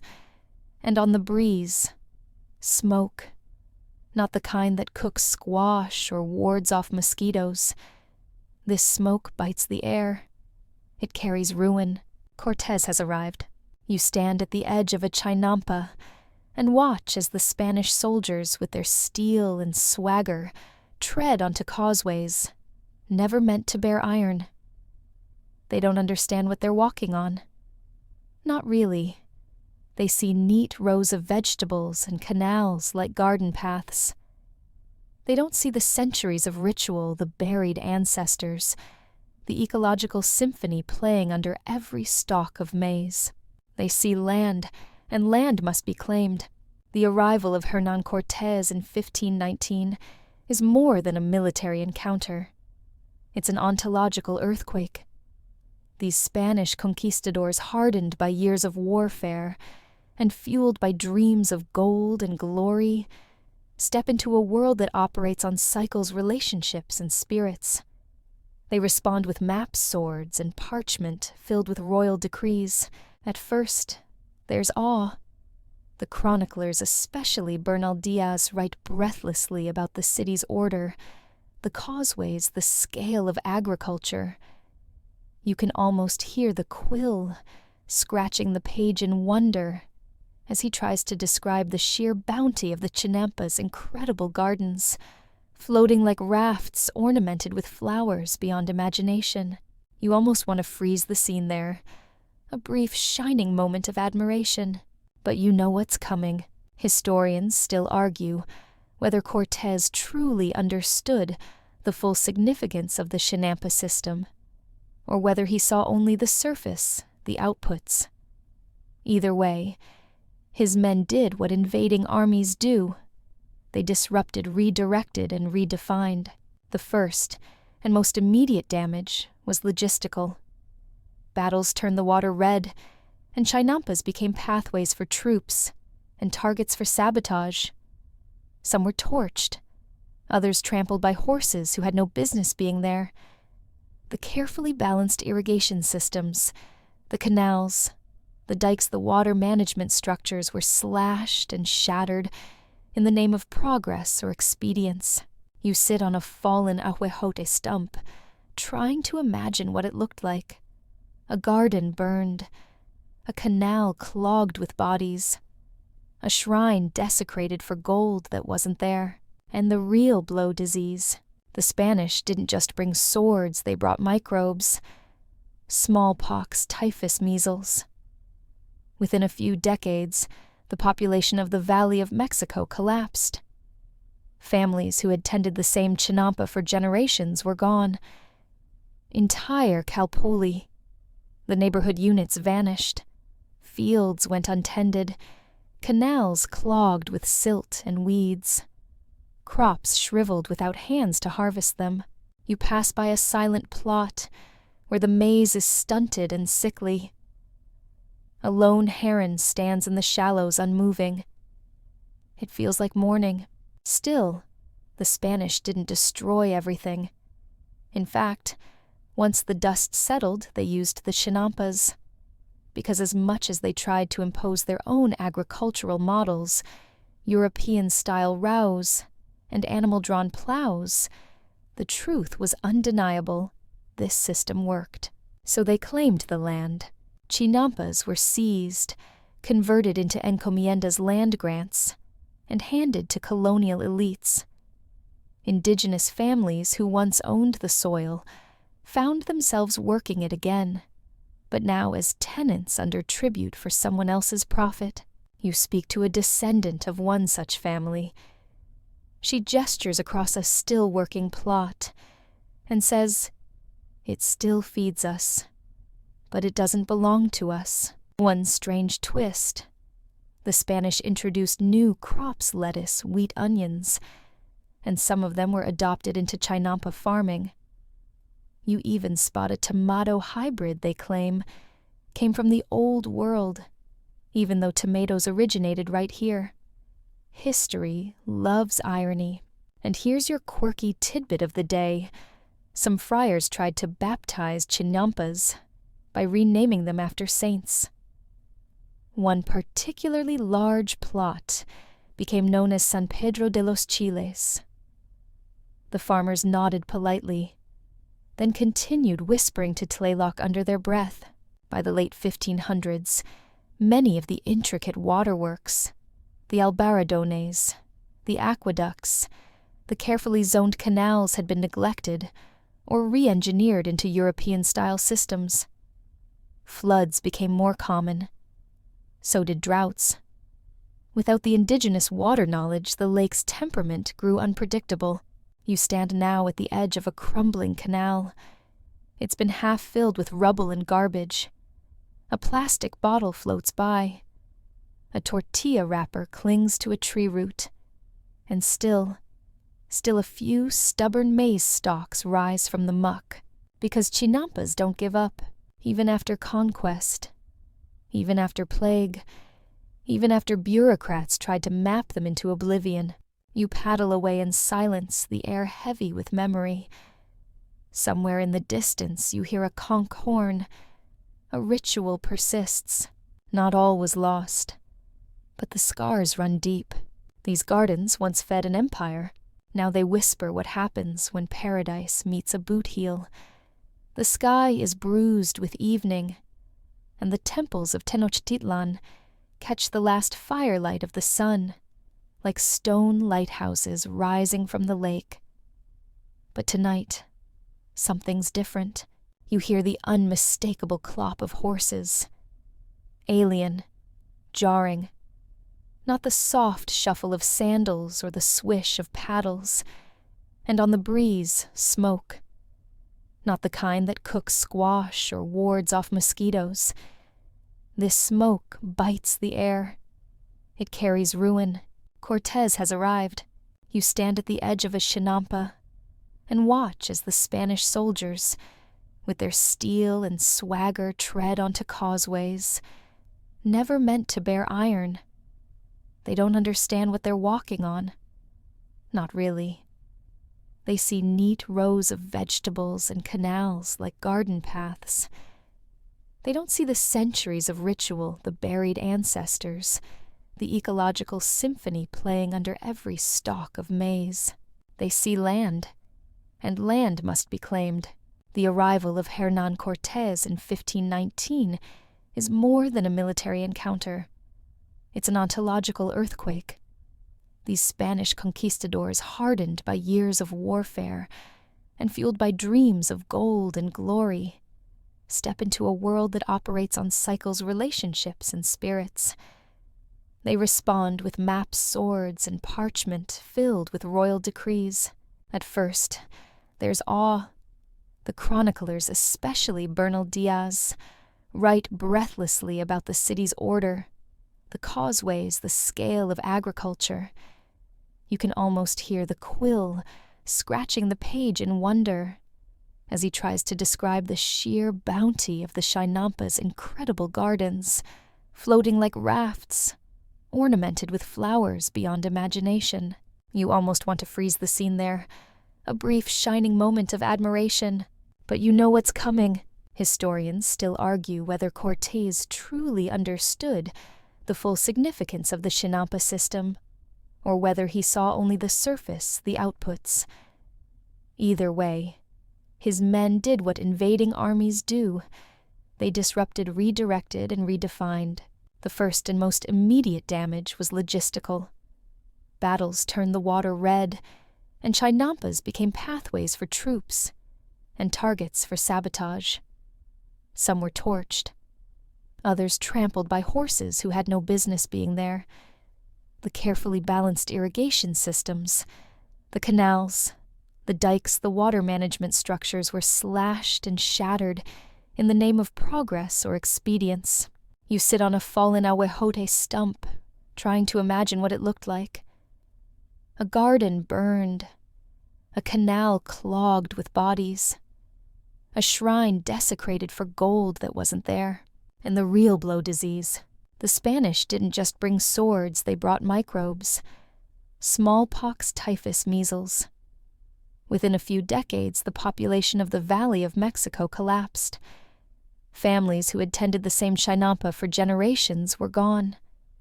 Entire Calpulli. The neighborhood units vanished. Fields went untended. Canals clogged with silt and weeds. Crops shriveled without hands to harvest them. You pass by a silent plot where the maize is stunted and sickly. A lone heron stands in the shallows unmoving. It feels like morning. Still, the Spanish didn't destroy everything. In fact, once the dust settled, they used the Chinampas.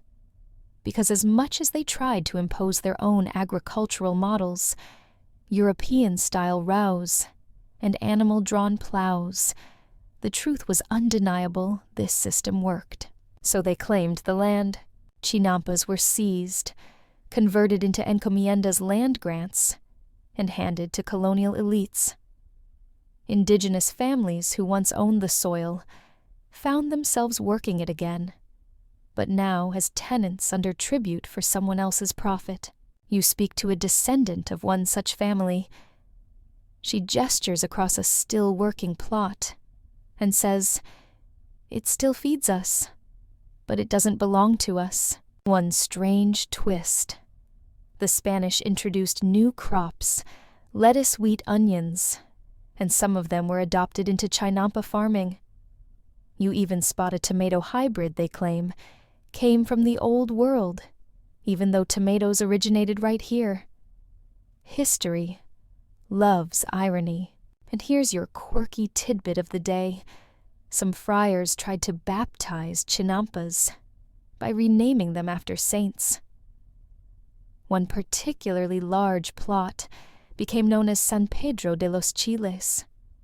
The farmers nodded politely, then continued whispering to Tlaloc under their breath. By the late 1500s, many of the intricate waterworks, the albaradones, the aqueducts, the carefully zoned canals had been neglected or re-engineered into European-style systems. Floods became more common. So did droughts. Without the indigenous water knowledge, the lake's temperament grew unpredictable. You stand now at the edge of a crumbling canal. It's been half filled with rubble and garbage. A plastic bottle floats by. A tortilla wrapper clings to a tree root.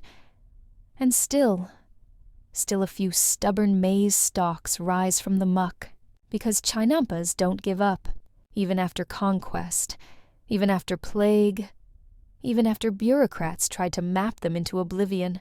You paddle away in silence, the air heavy with memory. Somewhere in the distance you hear a conch horn. A ritual persists. Not all was lost, but the scars run deep. These gardens once fed an empire. Now they whisper what happens when paradise meets a boot heel. The sky is bruised with evening, and the temples of Tenochtitlan catch the last firelight of the sun, like stone lighthouses rising from the lake. But tonight, something's different. You hear the unmistakable clop of horses. Alien, jarring. Not the soft shuffle of sandals or the swish of paddles. And on the breeze smoke. Not the kind that cooks squash or wards off mosquitoes. This smoke bites the air. It carries ruin. Cortez has arrived. You stand at the edge of a Chinampa and watch as the Spanish soldiers, with their steel and swagger, tread onto causeways, never meant to bear iron. They don't understand what they're walking on. Not really. They see neat rows of vegetables and canals, like garden paths. They don't see the centuries of ritual, the buried ancestors, the ecological symphony playing under every stalk of maize. They see land, and land must be claimed. The arrival of Hernán Cortés in 1519 is more than a military encounter. It's an ontological earthquake. These Spanish conquistadors, hardened by years of warfare and fueled by dreams of gold and glory, step into a world that operates on cycles, relationships, and spirits. They respond with maps, swords, and parchment filled with royal decrees. At first, there's awe. The chroniclers especially, Bernal Diaz, write breathlessly about the city's order, the causeways, the scale of agriculture. You can almost hear the quill scratching the page in wonder as he tries to describe the sheer bounty of the Chinampas, incredible gardens floating like rafts, ornamented with flowers beyond imagination. You almost want to freeze the scene there, a brief shining moment of admiration. But you know what's coming. Historians still argue whether Cortés truly understood the full significance of the Chinampa system, or whether he saw only the surface, the outputs. Either way, his men did what invading armies do. They disrupted, redirected, and redefined. The first and most immediate damage was logistical. Battles turned the water red, and Chinampas became pathways for troops and targets for sabotage. Some were torched, others trampled by horses who had no business being there. The carefully balanced irrigation systems, the canals, the dikes, the water management structures were slashed and shattered in the name of progress or expedience. You sit on a fallen ahuejote stump, trying to imagine what it looked like. A garden burned, a canal clogged with bodies, a shrine desecrated for gold that wasn't there, and the real blow disease. The Spanish didn't just bring swords, they brought microbes. Smallpox, typhus, measles. Within a few decades, the population of the Valley of Mexico collapsed. Families who had tended the same Chinampa for generations were gone. Entire Calpulli. The neighborhood units vanished. Fields went untended. Canals clogged with silt and weeds. Crops shriveled without hands to harvest them. You pass by a silent plot where the maize is stunted and sickly. A lone heron stands in the shallows unmoving. It feels like morning. Still, the Spanish didn't destroy everything. In fact, once the dust settled, they used the Chinampas, because as much as they tried to impose their own agricultural models, European-style rows and animal-drawn plows, the truth was undeniable. This system worked. So they claimed the land. Chinampas were seized, converted into encomiendas land grants, and handed to colonial elites. Indigenous families who once owned the soil found themselves working it again, but now as tenants under tribute for someone else's profit. You speak to a descendant of one such family. She gestures across a still-working plot and says it still feeds us, but it doesn't belong to us. One strange twist. The Spanish introduced new crops, lettuce, wheat, onions, and some of them were adopted into Chinampa farming. You even spot a tomato hybrid they claim came from the old world, even though tomatoes originated right here. History loves irony, and here's your quirky tidbit of the day. Some friars tried to baptize Chinampas by renaming them after saints. One particularly large plot became known as San Pedro de los Chiles. The farmers nodded politely, then continued whispering to Tlaloc under their breath. By the late 1500s, many of the intricate waterworks, the alberadones, the aqueducts, the carefully zoned canals had been neglected or re-engineered into European-style systems. Floods became more common. So did droughts. Without the indigenous water knowledge, the lake's temperament grew unpredictable. You stand now at the edge of a crumbling canal. It's been half filled with rubble and garbage. A plastic bottle floats by. A tortilla wrapper clings to a tree root. And still a few stubborn maize stalks rise from the muck, because Chinampas don't give up, even after conquest, even after plague, even after bureaucrats tried to map them into oblivion. You paddle away in silence, the air heavy with memory. Somewhere in the distance you hear a conch horn. A ritual persists. Not all was lost, but the scars run deep. These gardens once fed an empire. Now they whisper what happens when paradise meets a boot heel. The morning mist hugs the water, like an old friend reluctant to leave. You drift through the canals now, quieter, wider, more overgrown. The city of Tenochtitlan is long gone, buried beneath Mexico City's stone and steel, but the Chinampas somehow are still here, or at least echoes of them. You glide into a neighborhood called Xochimilco. It doesn't look like the ancient empire anymore. There are plastic chairs, mariachi bands on motorboats, and tourists sipping cold drinks under sun umbrellas. But under the noise, under the floating party barges and clinking bottles, something ancient stirs. Welcome to the modern half-life of Eden. This is where you witness the long, slow decay of the Chinampa system, and its stubborn refusal to disappear entirely. The conquest may have shattered the empire, but the Chinampas limped forward, adapted fragmented. For centuries, indigenous farmers kept the system alive as best they could, passing on knowledge repairing canals, dodging land seizures and urban sprawl. The plots got smaller, the canals narrower, and slowly city expansion crept in like weeds through brickwork. Historians still argue when the real decline began. Some say the 1600s with mismanaged flood control projects.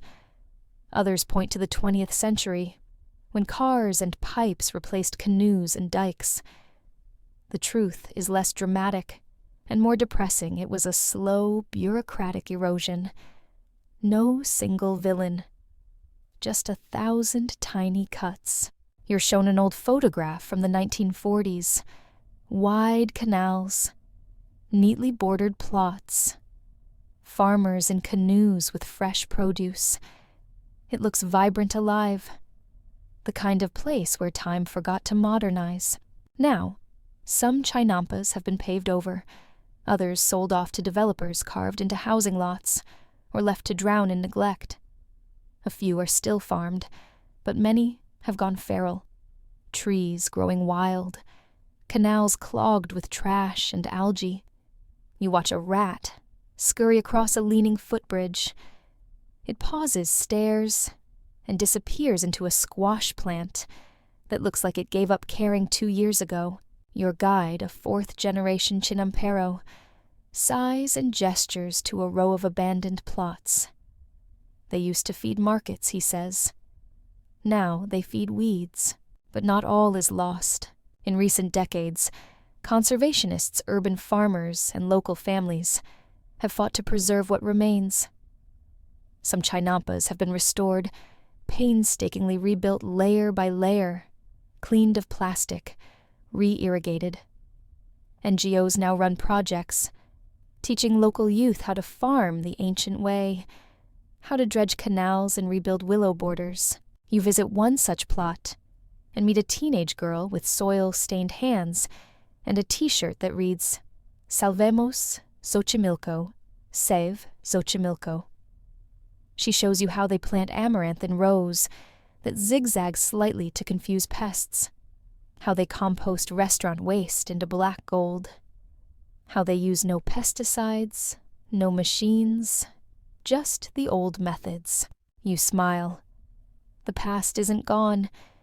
It's just whispering a little more softly now. Quirky detail of the day.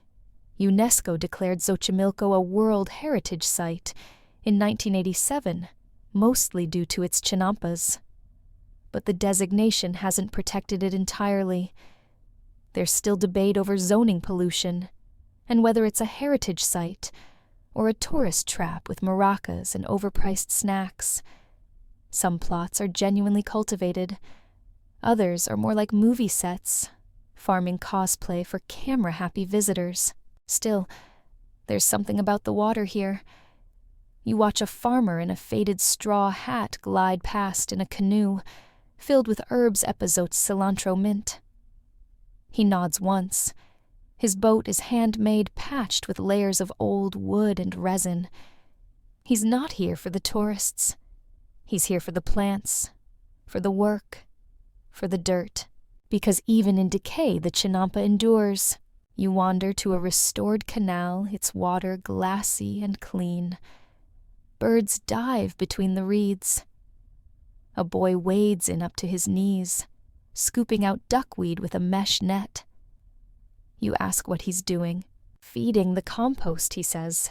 It feels like time has looped. Then comes the sound you didn't expect: construction. A new housing development is going up nearby. Cement mixers churn. Workers shout. A section of canal has been drained and filled with gravel. Your heart sinks. It's the same old story. What survived conquest may not survive concrete. And yet, a few meters away, a farmer builds a new Chinampa, using ancient methods. Stakes, reeds, mud. The battle isn't over. You're told that some scientists now study Chinampas for insights into sustainable farming. No tractors, no chemicals, minimal water waste, high yield. In an age of climate anxiety, this 700-year-old system suddenly seems like the future again. Imagine that. Historians, agronomists, and environmentalists now argue not about whether Chinampas worked, but how to adapt them to modern urban farming. Some propose neo-Chinampas modular versions for rooftop gardens. Others want to replicate them in cities like Bangkok, Lagos, even Los Angeles. Your guide smiles and says, "We've always floated ahead of our time." You step onto one last plot before night falls. It's well tended, flourishing. You pluck a tomato red and sweet, sun-warmed and alive. The soil under your feet is rich, quiet, steady, and it still remembers. It's just before dawn, and you're gliding once more through the canals of Xochimilco. The party boats are docked, their speakers silent. No mariachi, no tourists. Just you, your oar, and the ghosts of 1,000 gardens. This time, you're not exploring history in the abstract. You're visiting the Chinampas that still live barely breathing, but stubbornly green. The fog clings to the water like cotton. On either side of your canoe, long rectangular plots stretch into the mist. They're not illusions. These are real Chinampas farmed daily by real people. You're heading into the heart of what remains. Your host today is a young farmer named Rosario. Her family's worked this plot for generations. She greets you with calloused hands and muddy boots. Her Chinampa is modest, maybe half the size of a football field, but bursting with greens, romaine, lettuce beets, and chard. These aren't ancient crops, but they're grown in an ancient way. She starts with compost.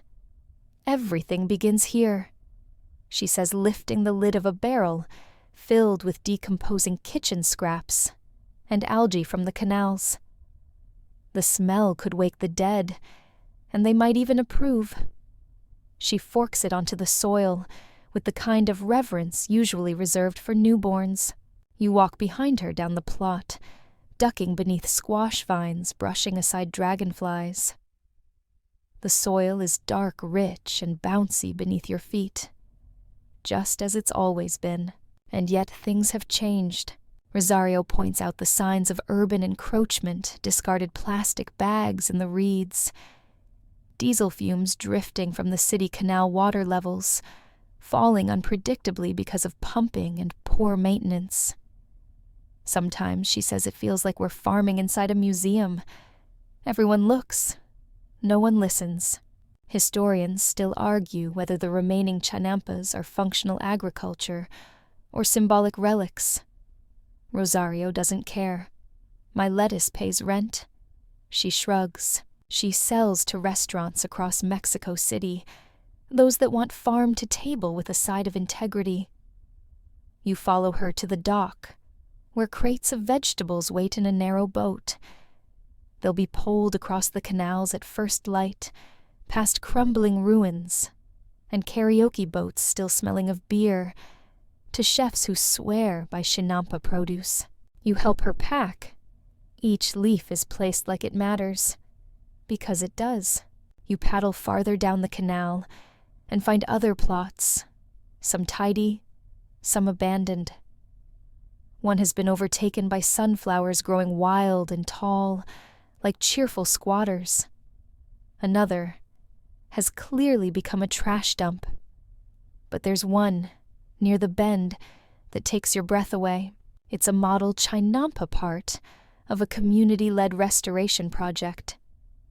Teens in rubber boots tend the rows, while elders teach them how to build reed-retaining walls and dredge muck from the canal. Someone's playing a flute, the rhythm of work, of memory, of quiet rebellion against forgetting. Here's your fringe fact. For the day, one of the canal cleanup efforts is run by a group of ecologists dressed as axolotls. Yes, the endangered amphibian native to these waters. They paddle the canals in costume raising awareness while scooping garbage. Laugh if you want, but they've restored miles of waterway. Axolotl cosplay for environmental justice only in Xochimilco. You stop at a floating research station.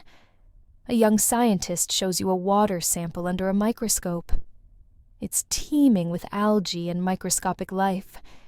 It's messy, she says, but it's alive.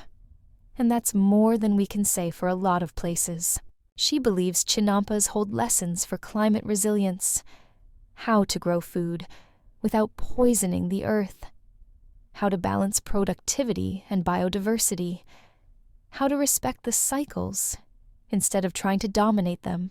She gestures to the canal. This isn't nostalgia, she says. It's survival strategy, and suddenly you see it. The Chinampas aren't gone. They're mutating, adapting. Some are tourist bait, yes, but some are community gardens, urban oases, teaching tools, labs for sustainable farming. They're half ghost, half blueprint. You float past a family eating lunch under a tree, children laughing tortillas, passing hands, someone snoring in a hammock tied between two ahuejote trees. It could be 1500. It could be today. The scene hasn't changed. The faces have. You take a final walk down Rosario's Chinampa as the sun begins to set, washing everything in gold. She's planting more amaranth for the dry season. The lake gives, she says. But she watches. At the edge of the plot, a stone glyph rests in the soil. A frog, a drop of rain, a maize stalk. The old gods haven't left. They've just gone quieter. You sit there as the sky darkens and the water stills. Fireflies blink. A canoe slides past its paddle, dipping silently. You feel something settle in your chest. A calm and ache, maybe both. You realize that Chinampa isn't just a place. It's a rhythm, and you've learned its song. The moon rises like a slow exhale over the water, casting silver trails across the canals. It's your last night here, and the Chinampas seem more alive in the dark. You drift silently, the canoe's paddle slicing the stillness. The gardens do not sleep. They murmur, creak, breathe. Now, at journey's end, you let your mind wander, not to what Chinampas were, but to what they still mean. This final section is reflection, reverence and return. You pass a plot lit only by fireflies. No human in sight, yet the rows are perfect. Squash leaves shimmer with dew. The ahuejote trees stand tall, like sentinels holding history in their gnarled limbs. You kneel and run your fingers across the soil. Still damp, still warm, still sacred. Because a Chinampa is more than compost and canals. It's a philosophy. You've seen the labor, the hauling of lake muck, the cutting of reeds, the constant repair of crumbling borders. You've felt the rituals, the songs to Tlaloc, the offerings buried in corn rows, the little clay dolls laid carefully at the edges of graves.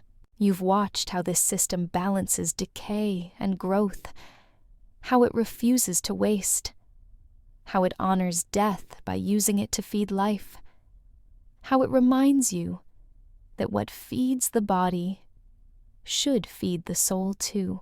Historians still argue whether Chinampas were the pinnacle of pre-Columbian agriculture or simply one piece of a larger puzzle. But from where you're sitting soaked in moonlight and mosquito bites, it doesn't feel like an academic question. It feels like something older than memory and wiser than science. The world is searching now, desperate for answers to problems it created with machines and ambition. Meanwhile, here floats a 700-year-old blueprint, built from mud and stubborn hope. No fuel, no fertilizer, just rhythm and trust. And here's your last quirky fact. Some scientists are studying Chinampas alongside AI-controlled hydroponic systems. High tech meets low muck. The results Chinampas often outperform, especially in biodiversity, water retention, and yield stability. Nature, it turns out, still has the better algorithm. You pass a small canal shrine, half collapsed, draped in vines. Someone has left fresh marigolds and a cracked bowl of maize gruel. The offering is quiet, humble, and perfect. A canoe glides past, carrying 2 farmers and a sleeping baby in a sling. One nods at you. No words, just a shared glance, an understanding that what you've seen here cannot be unlearned. You close your eyes and try to memorize the sounds, the rustle of leaves, the ripple of water against soil, the distant laughter of children planting at dusk. This is a garden that refuses to die. This is a lesson you didn't know you were ready for. And now it's time to rest. The sky fades from indigo to charcoal, and the stars settle in like soft lanterns above the lake. The Chinampas quiet down their leaves, no longer rustling, just breathing. You lie back in the canoe, your head cushioned by a folded cloth, the boat gently rocking beneath you like a cradle. Your thoughts drift like pollen on the water. You see maize stalks in silhouette, tall and watchful. You remember the girl who composted her story into the soil, the boy feeding duckweed to the earth, the families whose ancestors sleep beneath the squash, the whispers of gods and ghosts lingering among the willows. Beneath you the lake sighs. It cradles the Chinampas in its damp arms, never fully letting go. You think about how something so old, so muddy and rooted in tradition could feel so timely, how the answer to modern questions might be lying right there in the loam, not shiny, not loud, just steady, patient, alive. The boat rocks again, a lullaby now. The world is still buzzing, rushing, reaching, but not here. Here, the gardens know when to sleep. And so do you. Let yourself drift. Now. Let your breath match the rhythm of the water. Let your body be light, your thoughts slower, softer. You are not lost. You're floating,